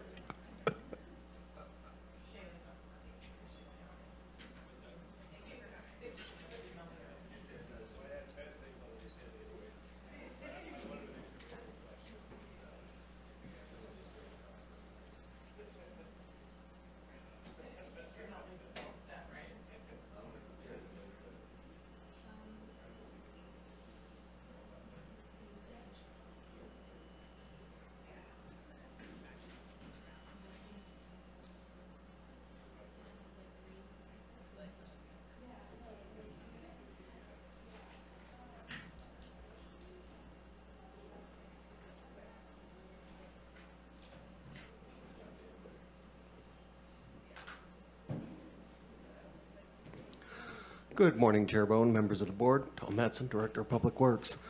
This morning we have a department report regarding the unmet transit needs. This is an ongoing annual Humboldt County Association of Governments process, but they also ask all the cities and the counties to get the information out there. Comments and concerns can be submitted to HCOG to the end of the month. Okay. So overview of the unmet transit needs process. This is funded by the Transportation Development Act. This is a 1/2 cent sales tax that we all pay to the state of California, and then is divvied back out to counties and cities to provide transit. An unmet transit need is a public transportation need that is not met by the current public transportation system. The unmet transit need process identifies and evaluates the adequacy of existing public transportation services, and locally the process involves public hearings, releasing an online survey, receiving comments by email and phone calls to the Humboldt County Association of Government office. At a minimum, unmet transit needs are requested trips from residents who do not have access to public or specialized transportation or private transport services, requested trips from residents who do not have the resources to travel to medical care, shopping, social recreational activities, education, training, and employment, or proposed public transportation, specialized transportation, or private transport services that are identified in a regional transportation plan. There is sufficient broad-based community support. This means that persons who will likely use the service on a routine basis demonstrate support. It is reasonable to meet criteria. The service must be operationally feasible and financially sustainable, must have adequate roadways and must be safe to operate, and sufficient funding available from identified funding sources to cover the service's marginal operating costs for at least 3 years. The service must be projected to meet a minimum marginal farebacks return ratio of 10% within 2 years. And it cannot compare unmet transit needs with the need for streets and roads. One of the allowances for the TDA funds is if you don't spend it all on transit, you can spend it on other things, including streets and roads. But that is actually not part of the overall consideration unless you end up with money left over. The performance of a service found to be reasonable to meet and that is implemented is regularly evaluated in the first 1 to 2 years of service. So this process, the public comment period continues through December 31st, 2024. That includes all of our agency public comments, online surveys, online survey, public comments by email and phone. In January, these comments are compiled by the Humboldt County Association of Governments. Late January, February, they issue a draft unmet transit needs report.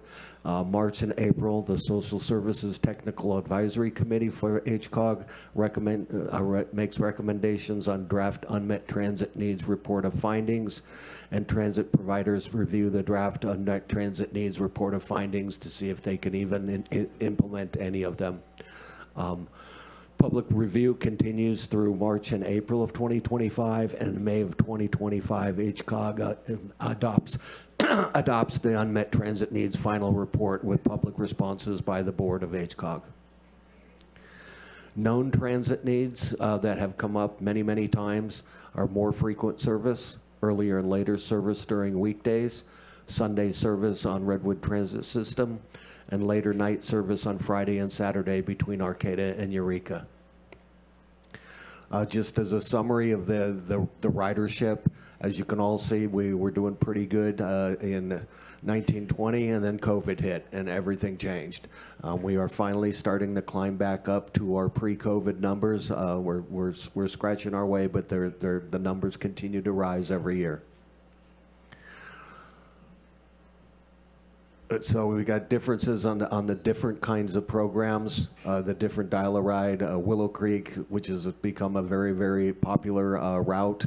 And so again, everywhere where we saw drops from COVID, we actually have seen an increase above the COVID levels in the Willow Creek ridership. So that route has turned out to be very, very popular.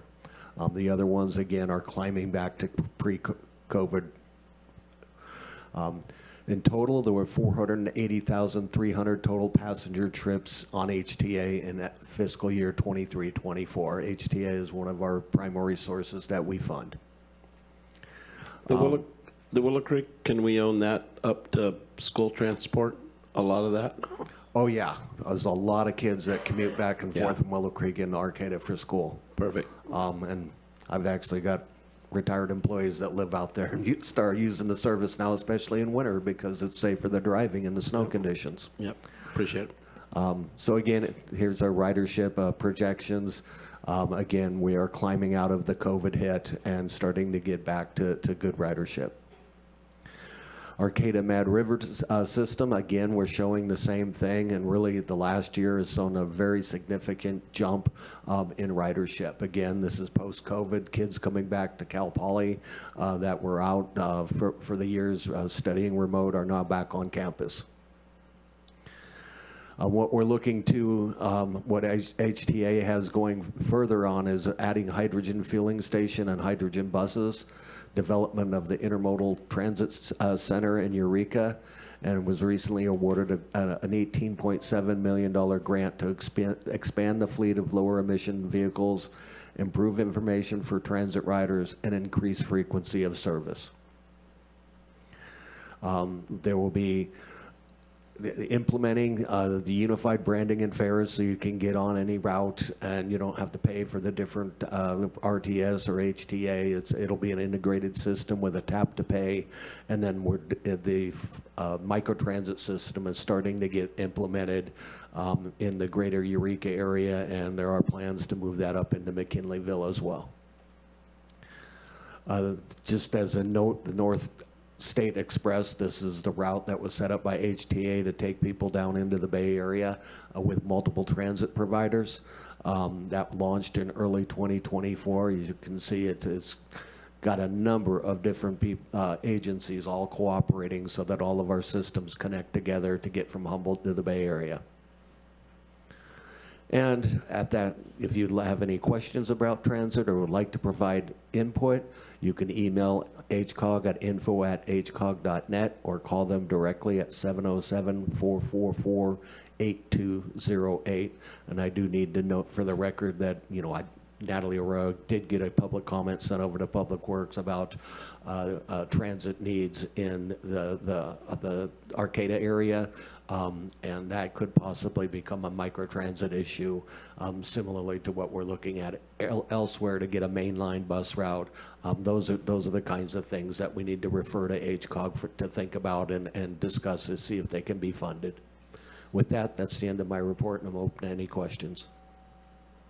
Perfect. I'll bring it back to the board. Supervisor Madrone. Thank you, Chair Bohn. Thank you, Tom, for your presentation. And I saw this at Humboldt County Association of Governments the other night as well. Yeah, we hear a lot, we have for years, about Sunday service and express service between McKinleyville, Arcata, Eureka. I know there's going to be some microtransit starting up in McKinleyville in the not too distant future. I want to thank the Coalition for Responsible Transportation Priorities for helping, kind of help move that process forward, as well as you and your staff and HTA in looking at that for McKinleyville. It's so sprawled out that it doesn't really work to have transit, but microtransit express routes between McKinleyville, Arcata would be a great benefit to McKinleyville. And yeah, the Willow Creek service has been fantastic. Want to thank Klamath Trinity Net. You know, they kept it going as a nonprofit for years, working with HTA. The pandemic really put an end to that, but it was really HTA and the tribes that stepped up. They're bringing people in from Wichpeck and Lower River, as well as Hoopaw into Willow Creek. And yeah, the high school students, the families are using that a lot. So really great service there. Last thing is, could you speak a little bit about how the Measure O process is going to work in regards to transit? You know, as a board, we did say that we wanted to allocate some amount of money, not half or anything like that, but significant funding. And so how do you see that process evolving in terms of supporting some of these unmet transportation needs? So the way we have laid it out in all of our presentations, there would be an allocation committee set up by the board that would determine annual, hopefully 5 or 10 year allocation plans, leaning heavily on the unmet transit needs process. The information would, we recommended it go through the Social Service Technical Advisory Committee for HCOG because they deal with transit heavily. But that is a yet to be set up allocation, and we are working with the CAO's office to gather stakeholder input at this point in order to come to the board with a recommendation on a committee makeup. Great, thank you for that. Supervisor Rowe. Thank you. I just want to note something that has come up at this board before, and as we kind of consider the process moving forward, HCOG's Regional Transportation Plan has some very robust transit targets, and so we've talked before about how Humboldt Transit Authority has had a lot of success in receiving capital improvement funds, which has been phenomenal. We've been really grateful that state and federal funding has gone to so many capital improvements. And we do currently have funding for operations at the level that we are currently operating. So the systems we currently have in place are funded for, at least the next couple of years. That said, the HCOG goals and the unmet transit needs process really surface some other needs for transit. So if we are to increase ridership and meet some of these goals, that will inherently require more operational funding. And so that's where I think this need for additional funds comes in. So I think I just wanted to clarify that point and note that we're nearing 500,000 riders a year. At one point, we were upwards of 600,000 riders a year, but that's actually a very incredible recovery. And a lot of other transit providers have not seen quite that level of recovery. So I want to applaud Humboldt Transit Authority staff and drivers and mechanics and all of those who make that happen, and express appreciation to voters in supporting Measure O, which will have a portion of support for transit and will be really helpful in meeting those transportation goals.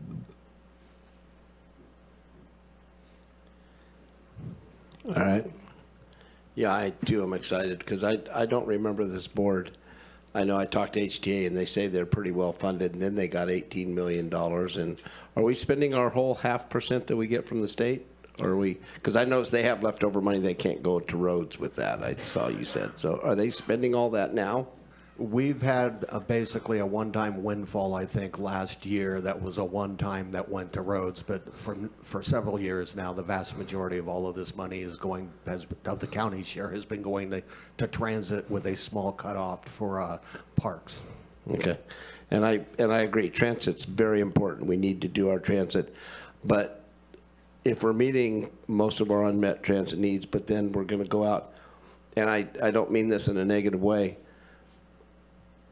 in over 12 years, I have never got, well, I did get 2 phone calls about unmet transit needs.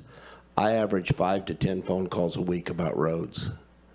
So until we get these roads fixed, which was the main promise behind Measure O, and I will stand behind that because I don't remember all these board meetings where we said otherwise, I'm going to stick to getting the work done that needs to be done on the roads, because that's where I'm having my issues. I'm not seeing bus service, you know, in the places that a lot of my areas I serve, and the ones that have been.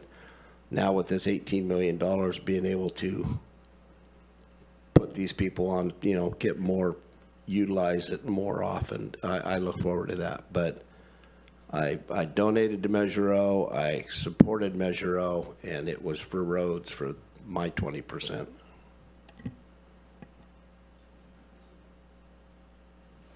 I'll open it to public comment.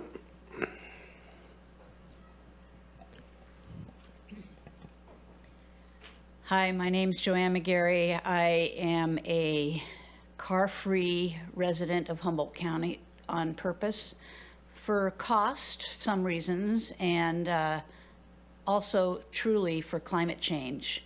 I am an early adopter of the future way we're going to need to get around, and it won't be in individual vehicles, whether they're fossil fueled or electric. And I could talk longer than 3 minutes on this topic, and I did share some input at previous meetings about this. So I'm going to target you again, Supervisor Bohn, about what I discover and what is helpful for me in unmet needs. I want to participate in a lot of things out in your district. Ferndale, the Humboldt County Fair, can't get there. You spent a lot of money for the bleachers for the horse racing a few years ago to fix those up. I can't sit in them because I can't get on a bus to get to the county fair. I was cast in a play at the Ferndale Rep. I decided not to do it because the transportation was difficult. I live in Arcata. I wanted to go to Scotia on Saturday night to an event, and I took the Willow Creek bus to the emergency preparedness class during the day at Blue Lake. Actually missed the first couple of hours because the bus schedule was such. And then when I got home, I was saying, maybe I'll hop on the last bus to Scotia in hopes I could get back with a ride from somebody that was going. But there were no buses to Scotia, and I could have taken a bus to Scotia and participated in that event. So I could talk about a lot of things, but you know, I want to go to Jersey Scoops in Lolita, and the buses don't go there as often. So I have to spend half a day getting an ice cream cone at Jersey Scoops in Lolita because there are not enough buses going to and fro. I've been to a Redwood Trail workshop in Fortuna. I took the bus to in the rain. I had to walk a distance to get to the location where that was happening. I guess I want to say that there's a lot of unmet needs, and there's a lot of need for, in a climate changing world, for us to stop driving so many cars that are actually harming the roads. If we had more people in fewer vehicles getting to the places where people want to go and where people want them to go, organizations, governments, you know, we can do this. But I applaud that they're having this public hearing, and roads are important, but public transportation to everywhere in our county for people like me who want to participate in a lot of things throughout the county. We need to do better. Thank you very much. There's none on Zoom. Good. Seeing that, anything else from the board? Supervisor Bushnell, anything? All right. We have a motion? I'll move to receive the comments and forward them to HCOG. Second. Been moved and seconded. Supervisor Madrone? Yes. Supervisor Arroyo? Yes. Chair Bohn? Yes. Supervisor Bushnell, Supervisor Wilson, Yes. motion carries 5-0. Thank you. And with that, we will adjourn to closed session as soon as county council reads it in. I will have a strict 5-minute break because we do have council in waiting and in the chambers.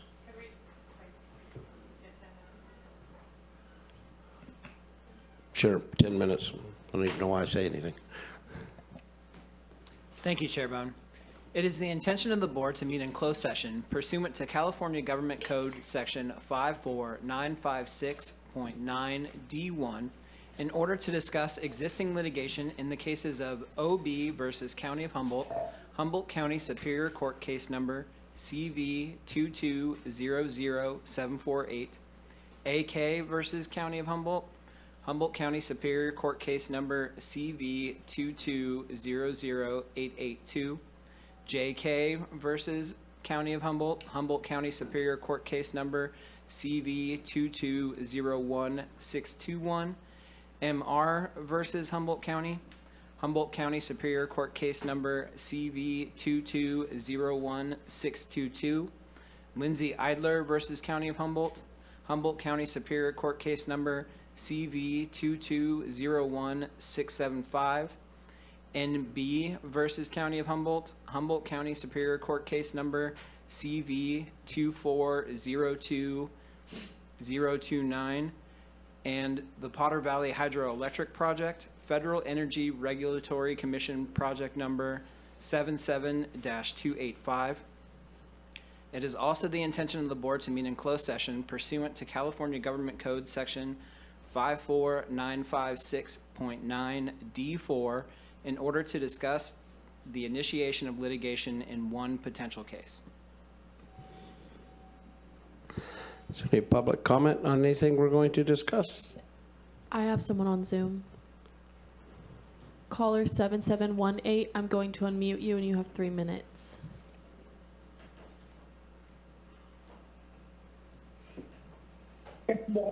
Kipsawowski, there's a disturbing trend toward more and more litigation being filed against Humboldt County. Are you ending up in court prior to settlement? I concur a lot of it's a problem with the lawyers we have, some which I call shakedown lawyers who are not scrupulous. I strongly wish that those lawyers would make their best effort to settle these things out with you in a good manner. So this is a message to the lawyers out there. Their reputation is greatly diminished when they're not willing to work with the county in settlement. On the other hand, I hope the county is using competent in-house staff to try and pre-settle these things. Historically, I understand under a prior administration, these things were frequently settled out by the CAO and county council, and I wish we'd return to that, thereby saving the county a lot of money. I think there are, 6 court cases being discussed, but you're filing one additional one here, potentially filing a case to litigate yourself. So I highly recommend that we do whatever we can. We're bleeding out on these things, and don't know how to fix it, but I think it takes a cooperation between the community to pressure these shakedown lawyers to cease and desist. Maybe they need to be countersued. There's nothing better than seeing a lawyer stressed out because he finds out what it's like to be sued and the stress that puts people under. So hopefully you can make that happen. Thank you for the opportunity to speak. I appreciate your input. Seeing no one else, we will go into closed session at 11:25.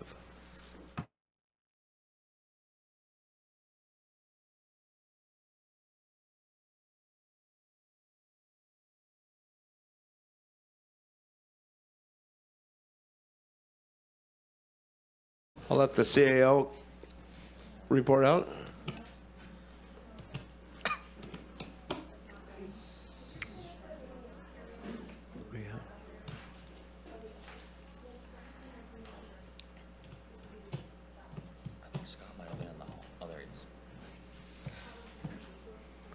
It's really good, but I don't want to eat it. Everybody like their cookie? All right. Very good. Give hands for the cookie or the cookie maker. There you go. please report out. Thank you, Chair Bohn. There was no reportable action taken with regard to items G3 through G10. Certainly glad we waited for that. It looks like we're going to go to DEI. Human Resources, please. So, thank you, Board. Director of Human Resources, Zach O'Hannon. So, unfortunately, the consultant that we're going to have come today via Zoom, he's had a emergency in his family, and he's not going to be able to be here. So, we're going to actually ask to continue this item to probably a date in January. However, we do have a number of folks here in the crowd who came to make comment, and so I will take public comment on this item. Perfect.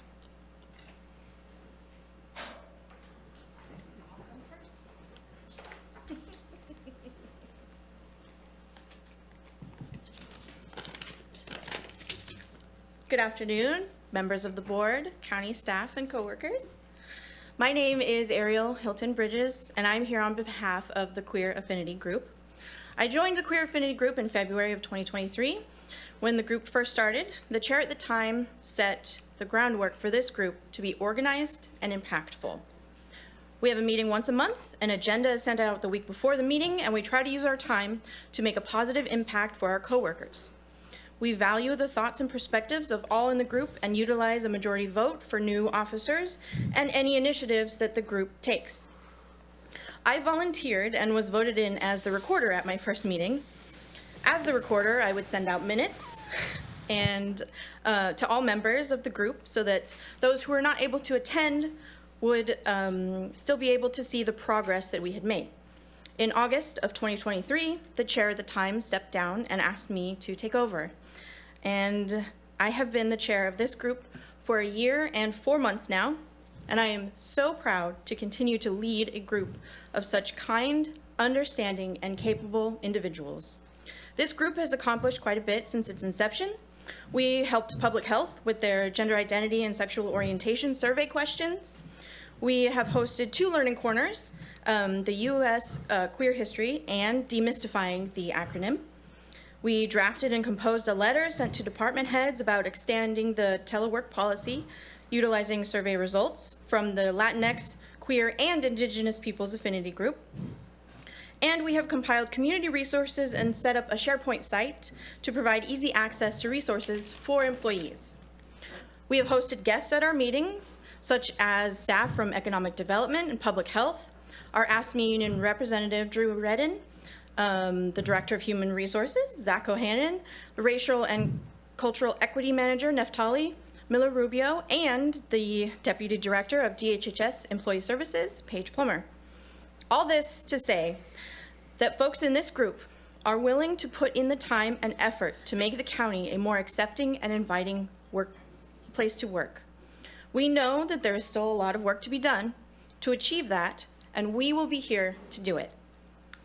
I enjoy and value hearing from my coworkers across all areas of the county. This group makes me want to be the best person that I can be. They encourage me to strive for policy updates and changes that will benefit everyone who works for the county, not just those in our group.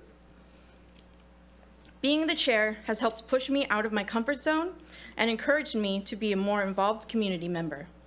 I am so thankful that these groups exist, and I hope that they can continue to grow and flourish. Thank you.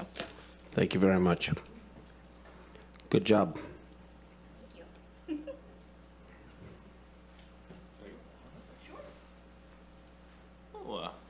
Hello there. My name's Christopher Musgrave. I'm the chair for the Neurodiversity Affinity Group. And I guess I would say my biggest job is to provide this explanation for what we are.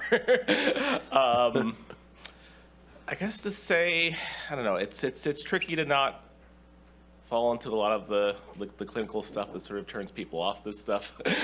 But it's, it's people that live with conditions that affect how they see the world, how they feel, how they manage their emotions. And it's people that, and it's sort of a sort of an emerging movement to try to live more authentically with that, not try to just try to hide that, try to not be normal. And it's really been a fascinating ride for me. I didn't really identify with any condition for a long time, something that I just sort of masked, as we say. Yeah, so it's an effort to try to have dignity and safety at work with having this identity. I would say, no, I'm very, very thankful for the amount of support, the amount of leeway that we've been getting. We've been giving time to meet and talk about our issues and sort of develop different ways we might better represent ourselves and advocate more for ourselves, how work can be accommodated for different types of conditions, and sort of exploring what's worked well at the county and what can do better. Yeah, so no, I really do appreciate the continuing support and to let us figure out what we need to do. Thank you, guys. Thank you very much. Yep. Hello, good afternoon. I'm Tony Stenhouse. I'm a chairman for the Indigenous Peoples Affinity Group. I didn't write anything down this time around because I'm less nervous. I just wanted to say I really appreciate you guys giving us a safe place to go talk to with our fellow peers. It really does mean a lot when we try to raise awareness on missing and murdered Indigenous people. It became somewhat political, and someone made some nasty comments, and we were backed by you guys and Natalie. So thank you for hearing us out, hearing our voices, looking at us when we talk to you, stuff like that. I wanted to acknowledge the land we're on. We're on Wiyot Tribes land. Thank you so much, though, for letting us speak, letting us meet, and giving us 2 hours just as members and 3 hours as chairman, co-chairman, and secretary. These groups, if you heard us talk recently, these groups mean a lot to us as the chair people. And so I can't thank you enough. I won't keep saying it, but I think you guys got the point. But again, I just wanted to acknowledge the land we're on. I wanted to see the presentation to kind of have more of an idea if we're going to be able to keep these groups, because that is somewhat of a fear that we have coming up with the next administration. And if you guys could address that somewhat, let us know if this is something we continue to have. I didn't see anything in writing that this is going to be taken away, so I'm totally just jumping the gun. But we appreciate you guys so much. Thank you. Tony, just so you know, this is the next administration as far as the county goes. All right. They keep putting us on this federal level, and I just... Anyway. Is there anybody else? Okay, that'll bring back public comment. I'll make a motion that we continue this to sometime in January, or do you want a date certain? We're going to need to work with the consultant to figure out the date, so sometime in January. I'll just make a motion that we continue this into the future. Perfect. I'll second that, and I did want to comment on the Latina Affinity Group, Latinx Affinity Group, which I'm delighted to be a part of. I don't see anyone from that affinity group here today, but it's been really lovely for me too to have that space to connect with other Latinx community members, and sometimes I feel a little bit lonely for people that have some similar cultural traditions or challenges, or even challenges like in our personal or family lives around some shared aspects of culture. And so I found it really valuable, and I too echo what folks here said, that it's a valuable space, and I think it will continue to be so. So I just wanted to share those thoughts as well. Great, thank you. With that, Supervisor Madrone. Thank you, Mr. Chair. I know, we hear a lot of thanks for what we do, but frankly, what you all do gives us the courage to be more open-minded and more inclusive. So thank you for what you do to help us. Appreciate it. All right. Thank you. To a date later to be determined. Thank you. Great job, Dr. Clark. Again, you were riveting. You had us on every word, baby. Supervisor Wilson? Yeah. Thank you. What? Yes. I still have to take everyone's. Yeah, go ahead. Supervisor Arroyo? Yes. Supervisor Madrone? Yes. Supervisor Wilson? Yes. Chair Bohn? Yep. Supervisor Bushnell? Yes. All right.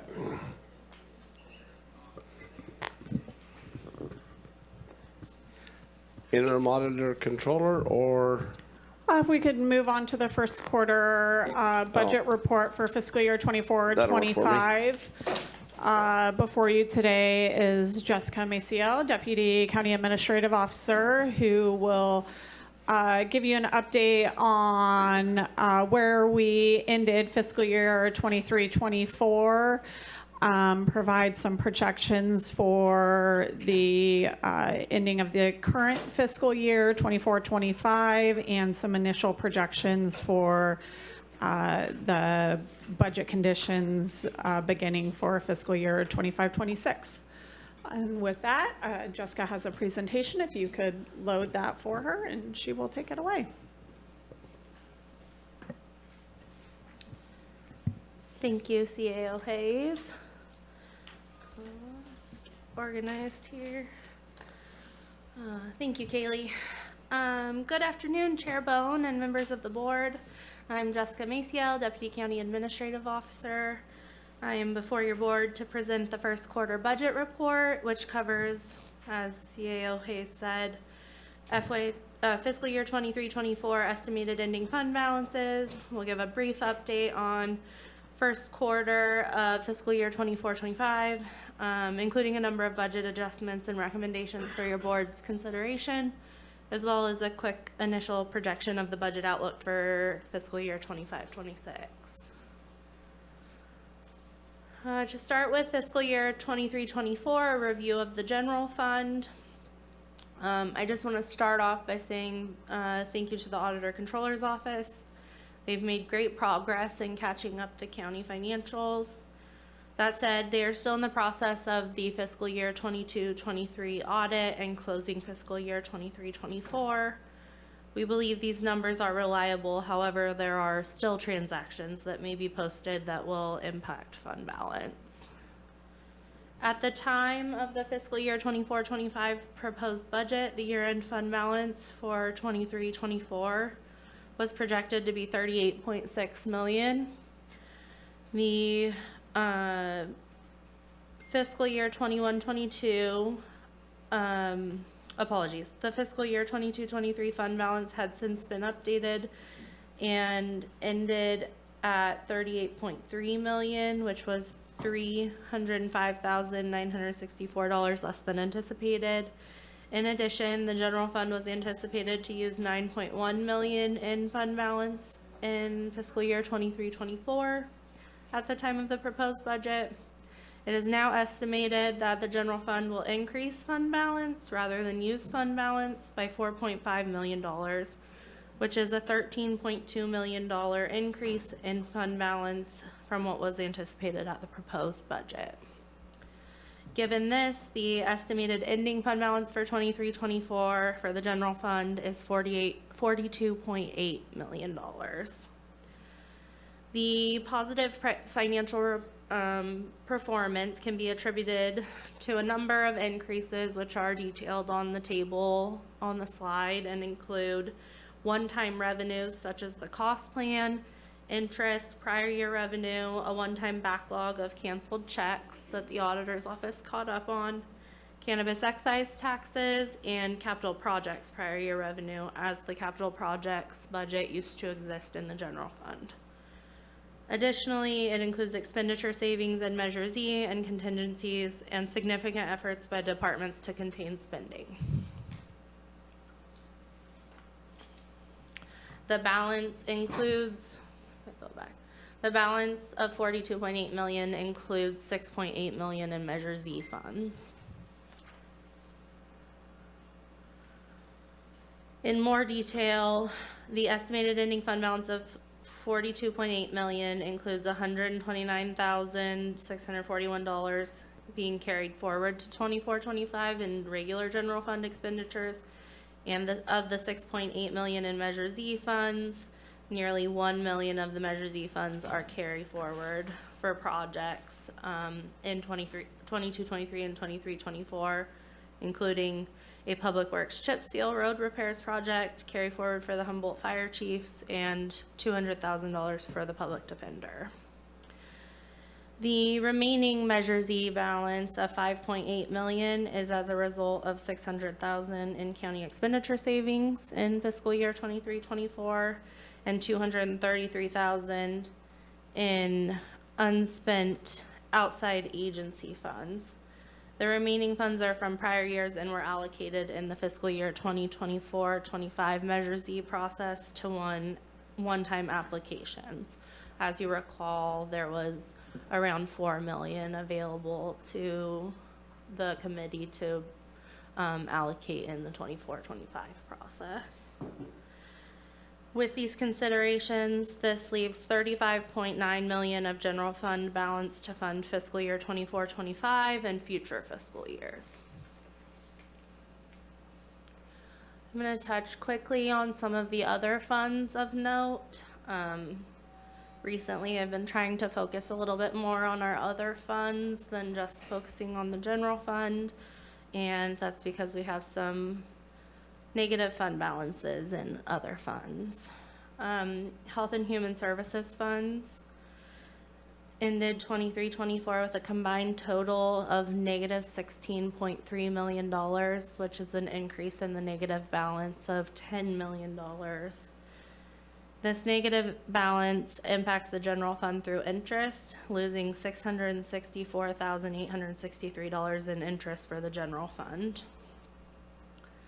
DHHS has been working to implement cost reductions through the hiring freeze that your board implemented, the voluntary separation incentive program, expenditure cuts, and changes to the department's interdepartmental cost structures. DHHS anticipates through these strategies they will be able to return their funds to the positive by fiscal year 28-29. The Economic Development Fund, as noted in previous staff reports, we anticipate a future negative fund balance in the Economic Development Fund. That has not happened yet. It ended with a balance of $1.1 million, an increase of $354,138 over the prior year.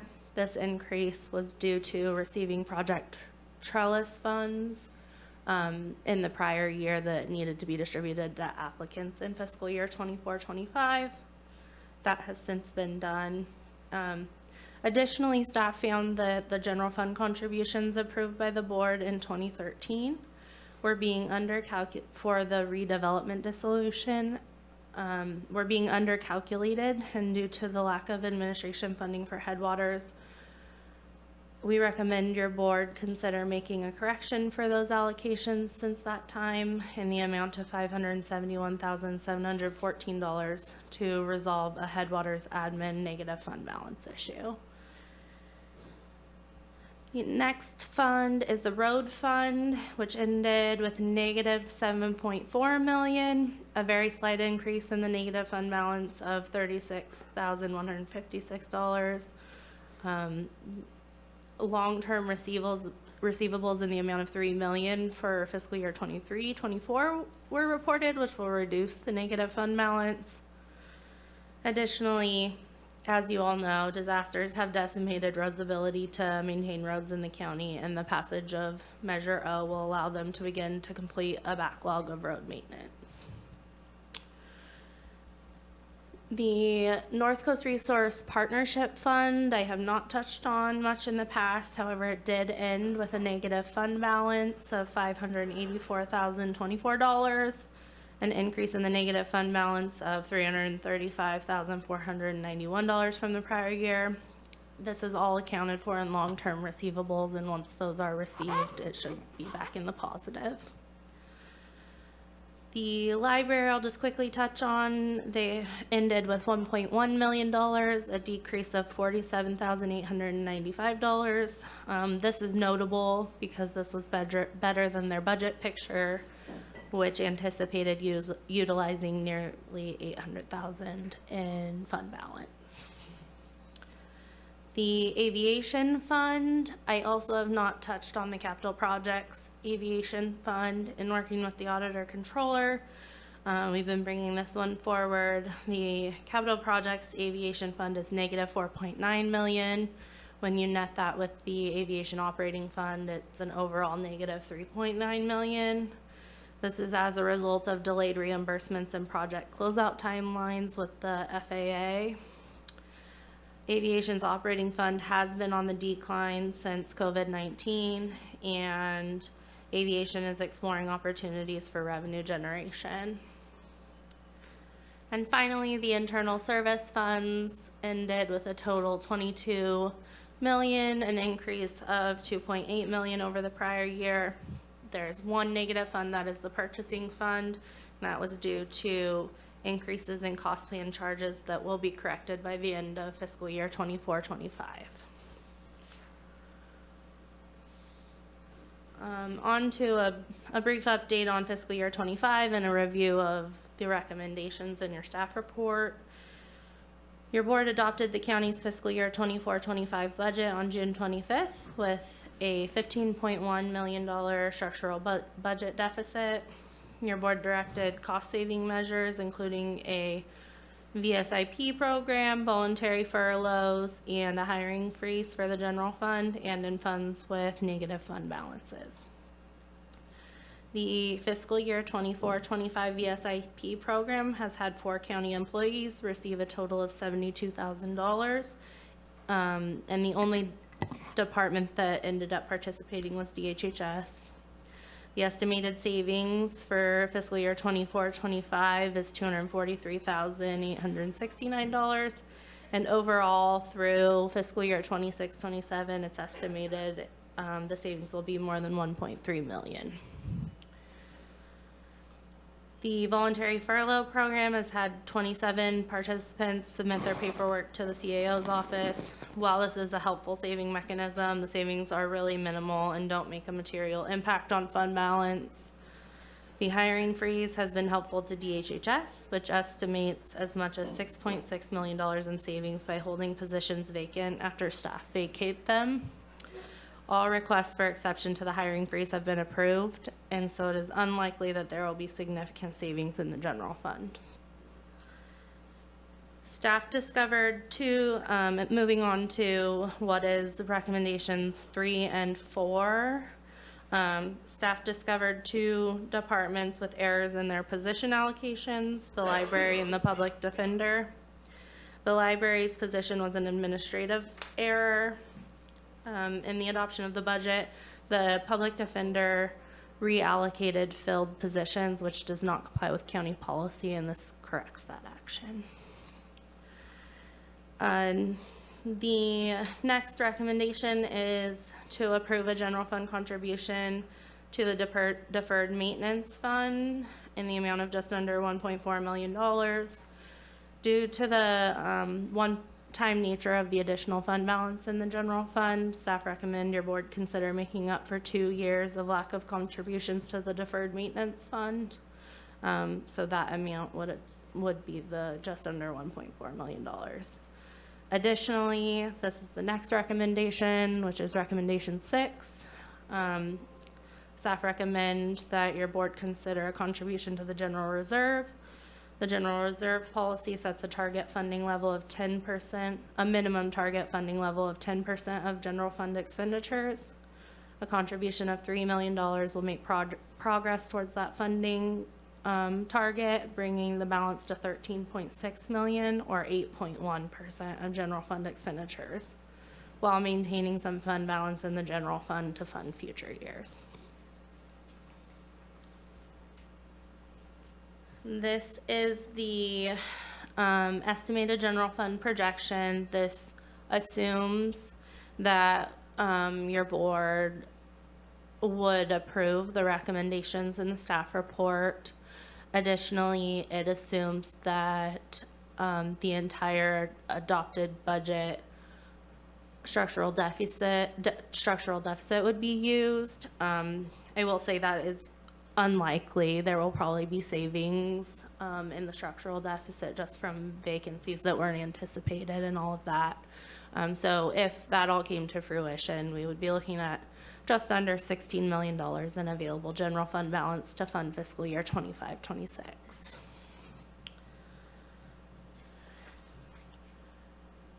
And the next steps looking forward, as we move forward into the mid-year process, which we kicked off last week, I want to remind departments again that it's very important that they are realistic when submitting their projected year-end estimates to our office.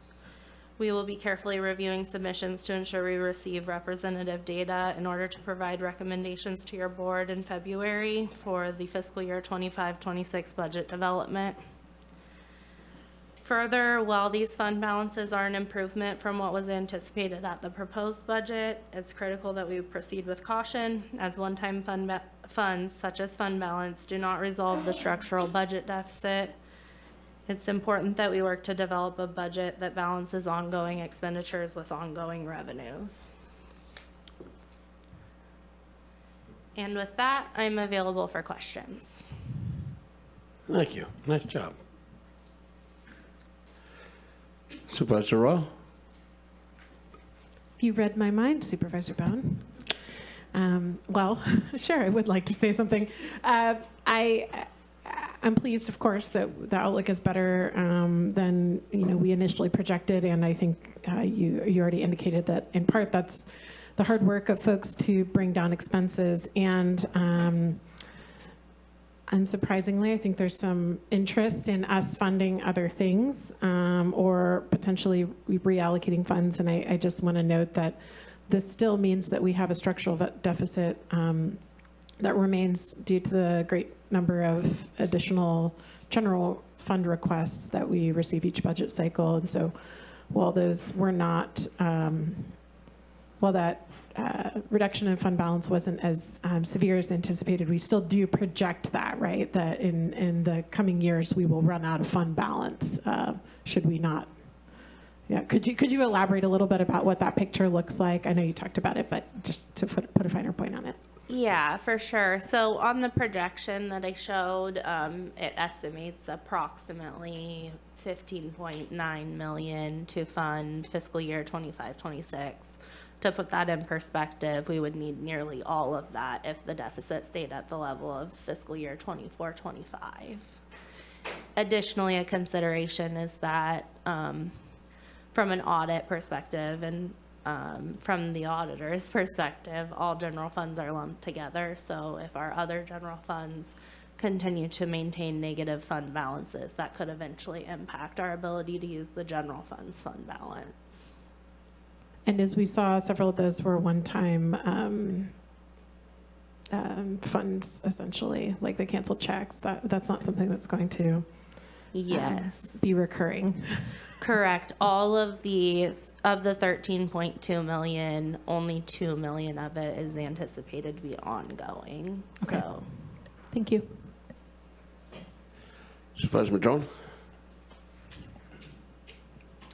Thanks for all your hard work and the good news. And we just got to keep our belts tight and keep forging forward and doing the best we can. But thank you. Supervisor Bushnell?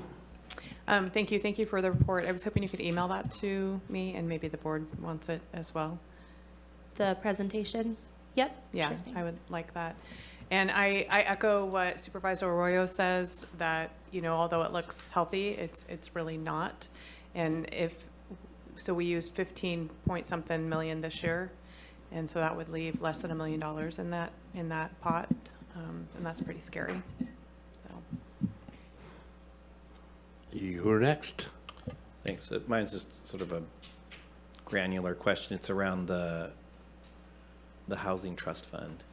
And so there's 2 points on this. I guess one is there was money from ARPA, but that's not in existence anymore. So is that what that reduction in the housing trust fund Is that what that's about? Oh, the budget adjustment for the Housing Yeah. Trust Fund. Yeah. Yeah, we had the 1.5 million allocated to the Housing Trust Fund by your board. Mhm. Originally, we had anticipated needing to move that to the general fund and then use it out of the general fund. Okay. That's no longer necessary, so this is just a budget adjustment so that we can spend those funds directly out of the ARPA fund. Okay, great. Yeah. Sorry, because it was in two sort of bullet points here. Yeah, it's Okay. because we have to make the adjustment in the general fund and also in the ARPA fund. All right, well, this is why I'm not an accountant. Thank you. I just wanted to see who was going to read it. I really want to thank all you and the staff, because I know you can't pay for things when you don't have the money, and I know you guys have been doing everything possible and screaming hit the brakes all the way through the whole organization. I think the whole organization is hearing that. We don't like to hear it. There's going to be answers to questions and requests that people aren't going to like for a little bit. This happens every 12 to 16 years, and we get a couple of years like this. But the thing is, we're resilient. We come out of it, and we do it because of you people, you folks putting these numbers together that allow us to do that. So looking for brighter days down the road, but thank you guys for all you do. Supervisor Bushnell, Thanks. soon to be chair. Not that that's anything, but I do want to recognize that, the departments really got on board, and we have a better look right now because departments did take it serious and really worked with the CAO's office to come, like with DHHS not hiring and with the hiring freeze. And I know our board initiated that. That came through the message from the CAO's office. And I think the message is to the whole organization, as Supervisor Bohn just said, it's going to be rocky for a few years, but hopefully down the road we can get back to some normalcy.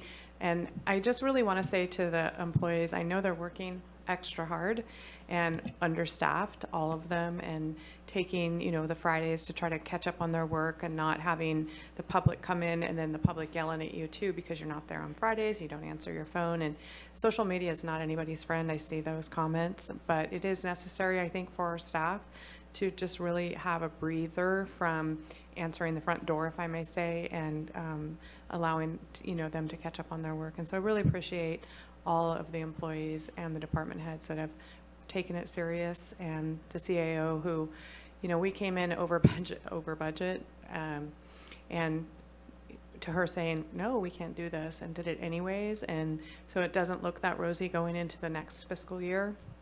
And hopefully, hopefully we'll be able to reduce again and not have to use that fund balance. So, and thanks for the presentation. It was very clear.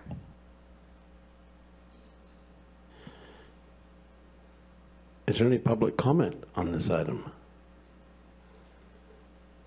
You guys just came in to see if we were going to do mass layoffs, didn't you? Again, a big thank you goes to everybody out in the audience that works for the county too. I know you've all had to make sacrifices, and that's a big deal. With that, I would entertain a motion. I'll make a motion to accept the presentation. There's more to it, I guess. Staff recommendations. Second. Yeah, there's a bunch of them. It's been moved and seconded.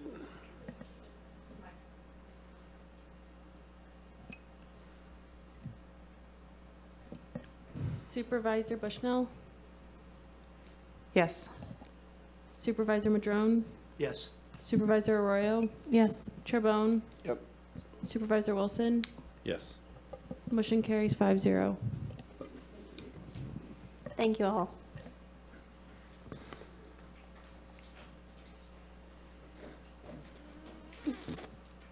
Chair Bohn, would you like me to kick off the last item? Sure. Okay. Your board has received the resignation of Auditor Controller Cheryl Dillingham effective January 31st. And so before your board today is consideration to accept that resignation. I'm not sure you have an option. Would be funny if you said no, but. We've tried that before. It doesn't work. But Yeah, I was just wondering I don't think why you it can. had to be so long. The resignation letter had to be so long. And also to consider an interim appointment, and Ms. Dillingham has also included her recommendation to your board to appoint Deputy Auditor Controller Michael Evenson. And while I have the microphone, I just want to take an opportunity to continue to show gratitude to Cheryl, who came out of retirement to serve our community and our organization. And she has really done a phenomenal job getting us caught back up. This is why Jessica can present to you the budget presentation that she just did. And Cheryl and Michael together have developed a very competent and capable team in the Auditor Controller's office. So while we're very, very sad to see Cheryl go, I think we can speak on behalf of the whole CAO's office that we have no concerns in their ability to continue in Cheryl's stead and holding us up and keeping us chugging right along in the same speed that they have been. I think, Cheryl, I think we're going to have you up here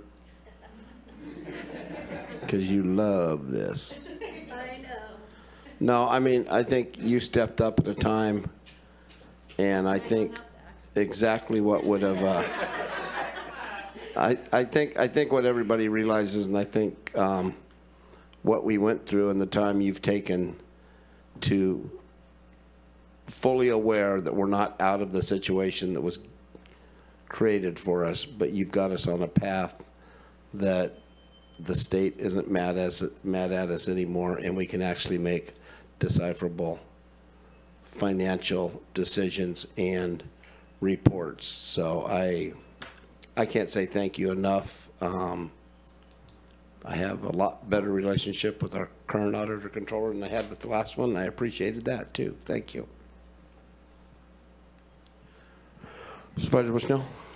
So I also would like to say thank you. I know this is not something you really wanted to do, and really valued the county and really came forward. And I know the election process and campaigning is difficult and not any fun, but I appreciate all that you've done since you've been here and really helped navigate that team into a better place and really straightened our books out, if I could say books. And I hope retirement second time around is what you want it to be. And I think your team is going to miss you, and the county organization as a whole is really going to miss you. And so thank you for being willing when you were, and good luck in your next adventure. Supervisor Arroyo? Thank you, Cheryl. I echo all that, and it's been very helpful to work with you and your team, and I appreciate the recommendation you've put forward. And one thing I happen to know about your recommendee is he has the voice of an angel. He can sing some fantastic light opera in addition to other talents. So very cool. I look forward to perhaps hearing you sing again.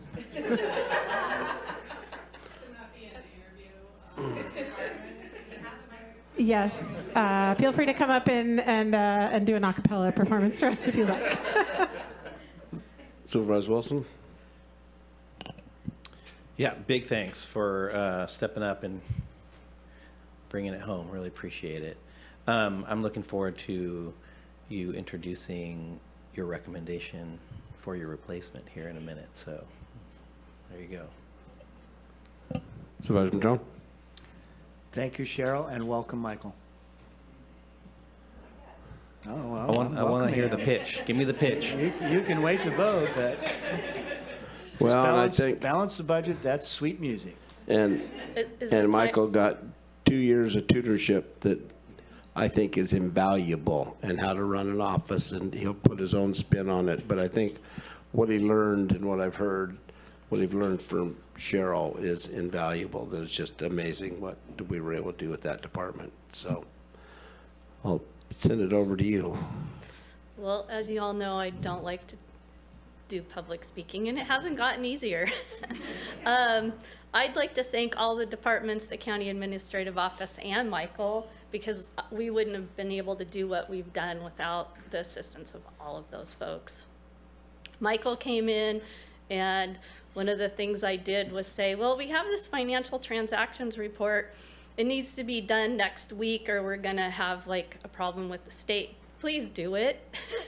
And he just did it. He never asked me for any assistance. It was kind of a test to see if he could figure out how to do stuff on his own, and he passed with flying colors. And he's done the financial transactions report every year since and assisted new staff in learning how to do it.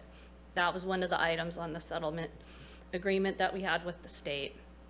So the office is set up, ready to go. I believe that everybody has been trained. I am going to be available to work part-time extra help and for, you know, maybe even some other places in the county. I just don't want to work full-time. So I think Michael has done a great job. I think he's got great relationships with the staff in the office. I think he's worked well with the departments. And I feel that the county's changed a lot in the 30+ years that I've worked for it, and it's time for a younger, newer generation to take it forward from here. So that's why I'm recommending him. Thank you. 25 words was the length of her resignation letter too, which I was pretty sure it was going to be 2. I quit. I have to say, I believe is almost exactly verbatim what the Joe Mellitz was.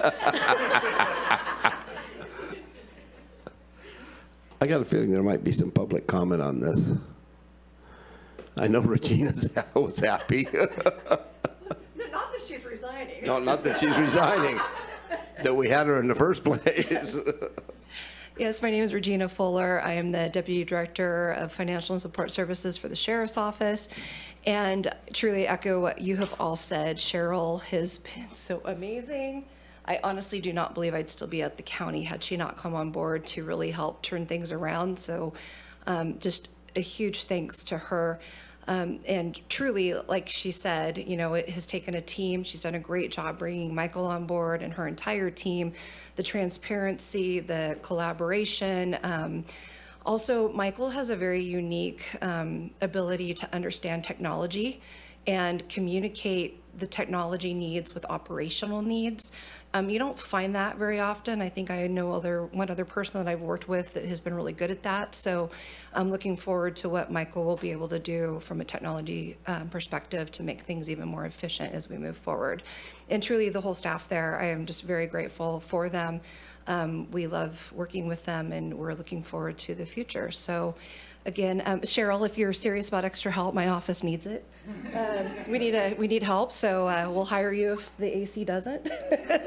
So, Corrections? yeah, what's that? Corrections? No, I'm not going to put okay. her in corrections. I'm talking the business office.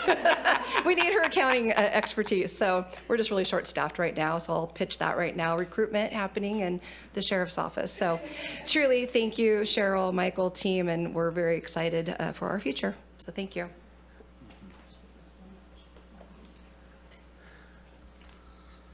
Tom Mattson, Director of Public Works. I too am here to thank Cheryl. I think one of my worst days was when I forwarded you all the note from Caltrans that said we could no longer get grants because our audits were behind. I'm thankful for Cheryl for stepping in, for coming back, for giving back to the county. We didn't give to her, she gave back to us, and I want to thank her for that. And since you haven't voted yet and using airplane technology, I want to pre-board Michael to the department head airplane. Thought we took aviation away from you. Sean Quincy, Deputy CAO. I've worked with Cheryl my entire career here at the county, so almost 13 years, and I've had to say goodbye to her once for her leaving our office. I'm having to say goodbye to her again, partially. Thankful that she's going to be coming back as extra help, but in this latest round that she came and served for the community, She really put on her cape and came back and helped us out. She was uniquely qualified for the position. We needed it, and she just provided a desperately needed public service to the community, to the organization. So I can't thank you enough, Cheryl, for all the years of service, even though I wasn't here for even half of it. But you've been an institution for the County of Humboldt. Thank you very much, and looking forward to working with Michael as he steps hopefully into this new role. Thank you. Step up, Luciano. I don't have any music prepared. I'm sorry. Hang on. What do you want? Inagata Davida? I also want to echo everybody in thanking Cheryl for coming back. She really shouldered a major burden, did something she didn't have to do for the entire community, and it benefited the community. I think everybody in Humboldt County owes Cheryl a huge debt of gratitude. I'm also very proud of what we have accomplished as a team in the Auditor Controller's Office. It's not just me and Cheryl, it's everybody in that team. I think we're up to 18 staff now, all 18 of us working diligently every single day to get the county's financial record keeping up to date, to processing payroll timely. There hasn't been any major payroll debacles in a few years. Everything has been smooth sailing to getting things caught up. Yeah, I know.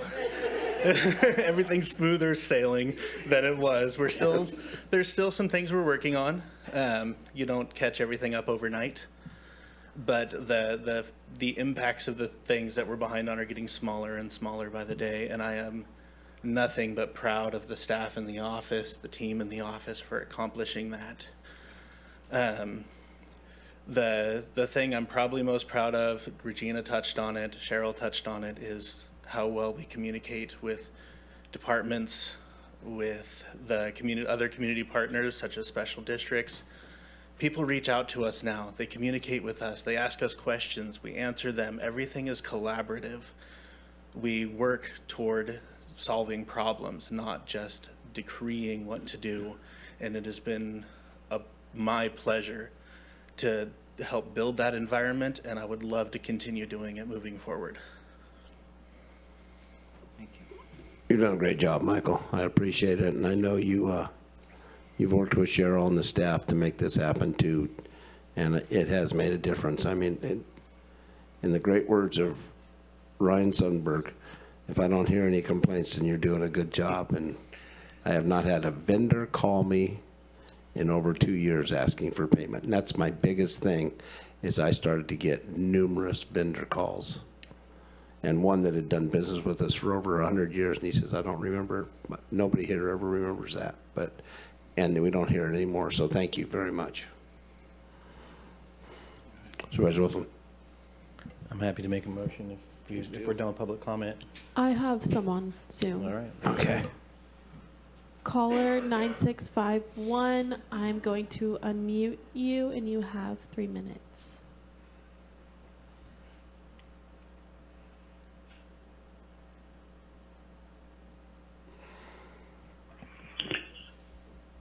Oh, it said I'm unmuted. That's probably a bad idea. This is Greg Foster over at Redwood Region Economic Development Commission, and I just want to say thank you, Cheryl. I remember talking to you as you were getting ready to do your announcement downstairs, and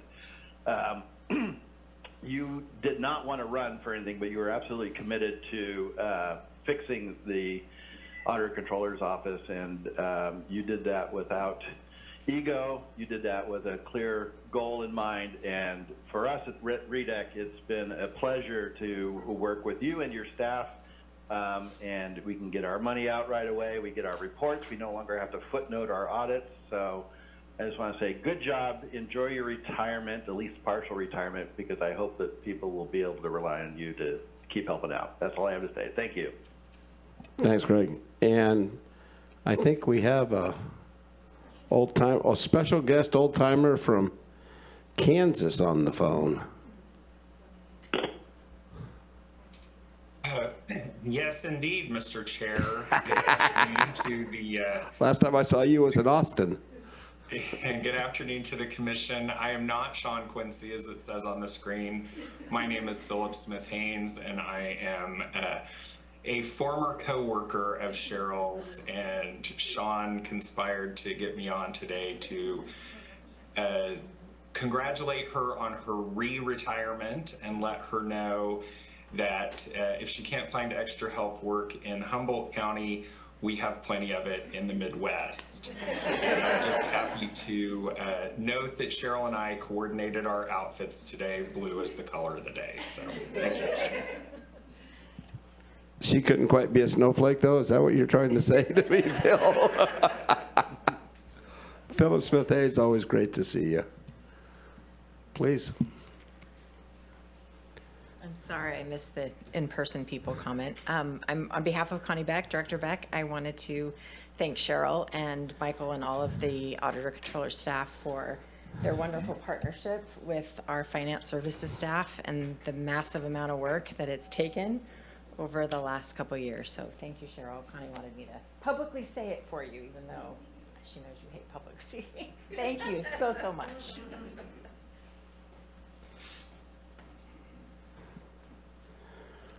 So, the motion. I'm happy to do this and say that I think that the Auditor Controller's Office is like the heart. I've kind of viewed it as really kind of pumps the blood, right, to and fro, you know, and manages it in that way for this institution.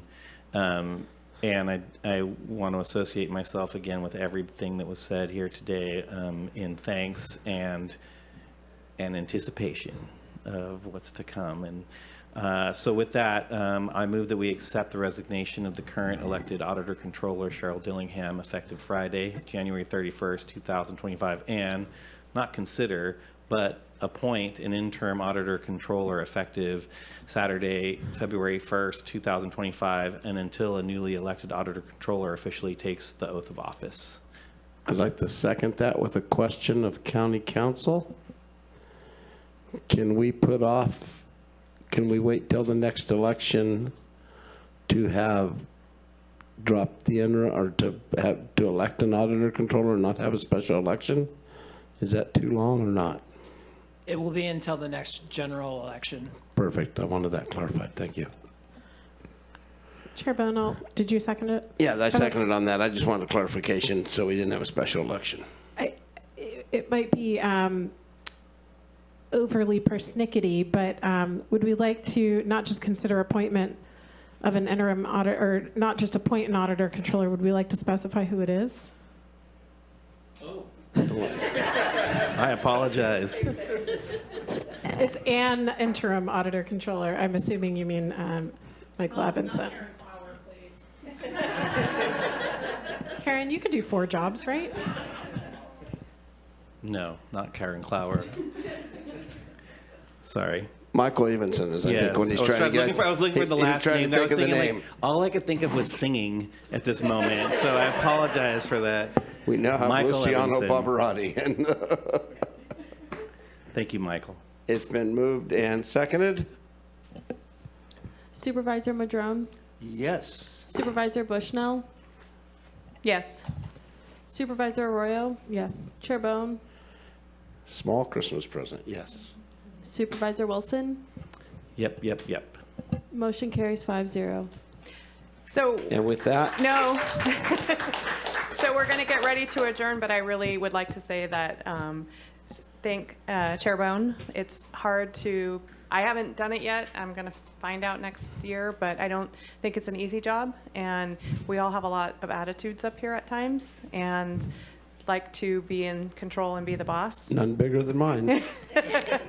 So as we end this year and come back in January, I just really want to say thank you to Chair Bohn, and thanks for the last year of running our meetings and dealing with our attitudes.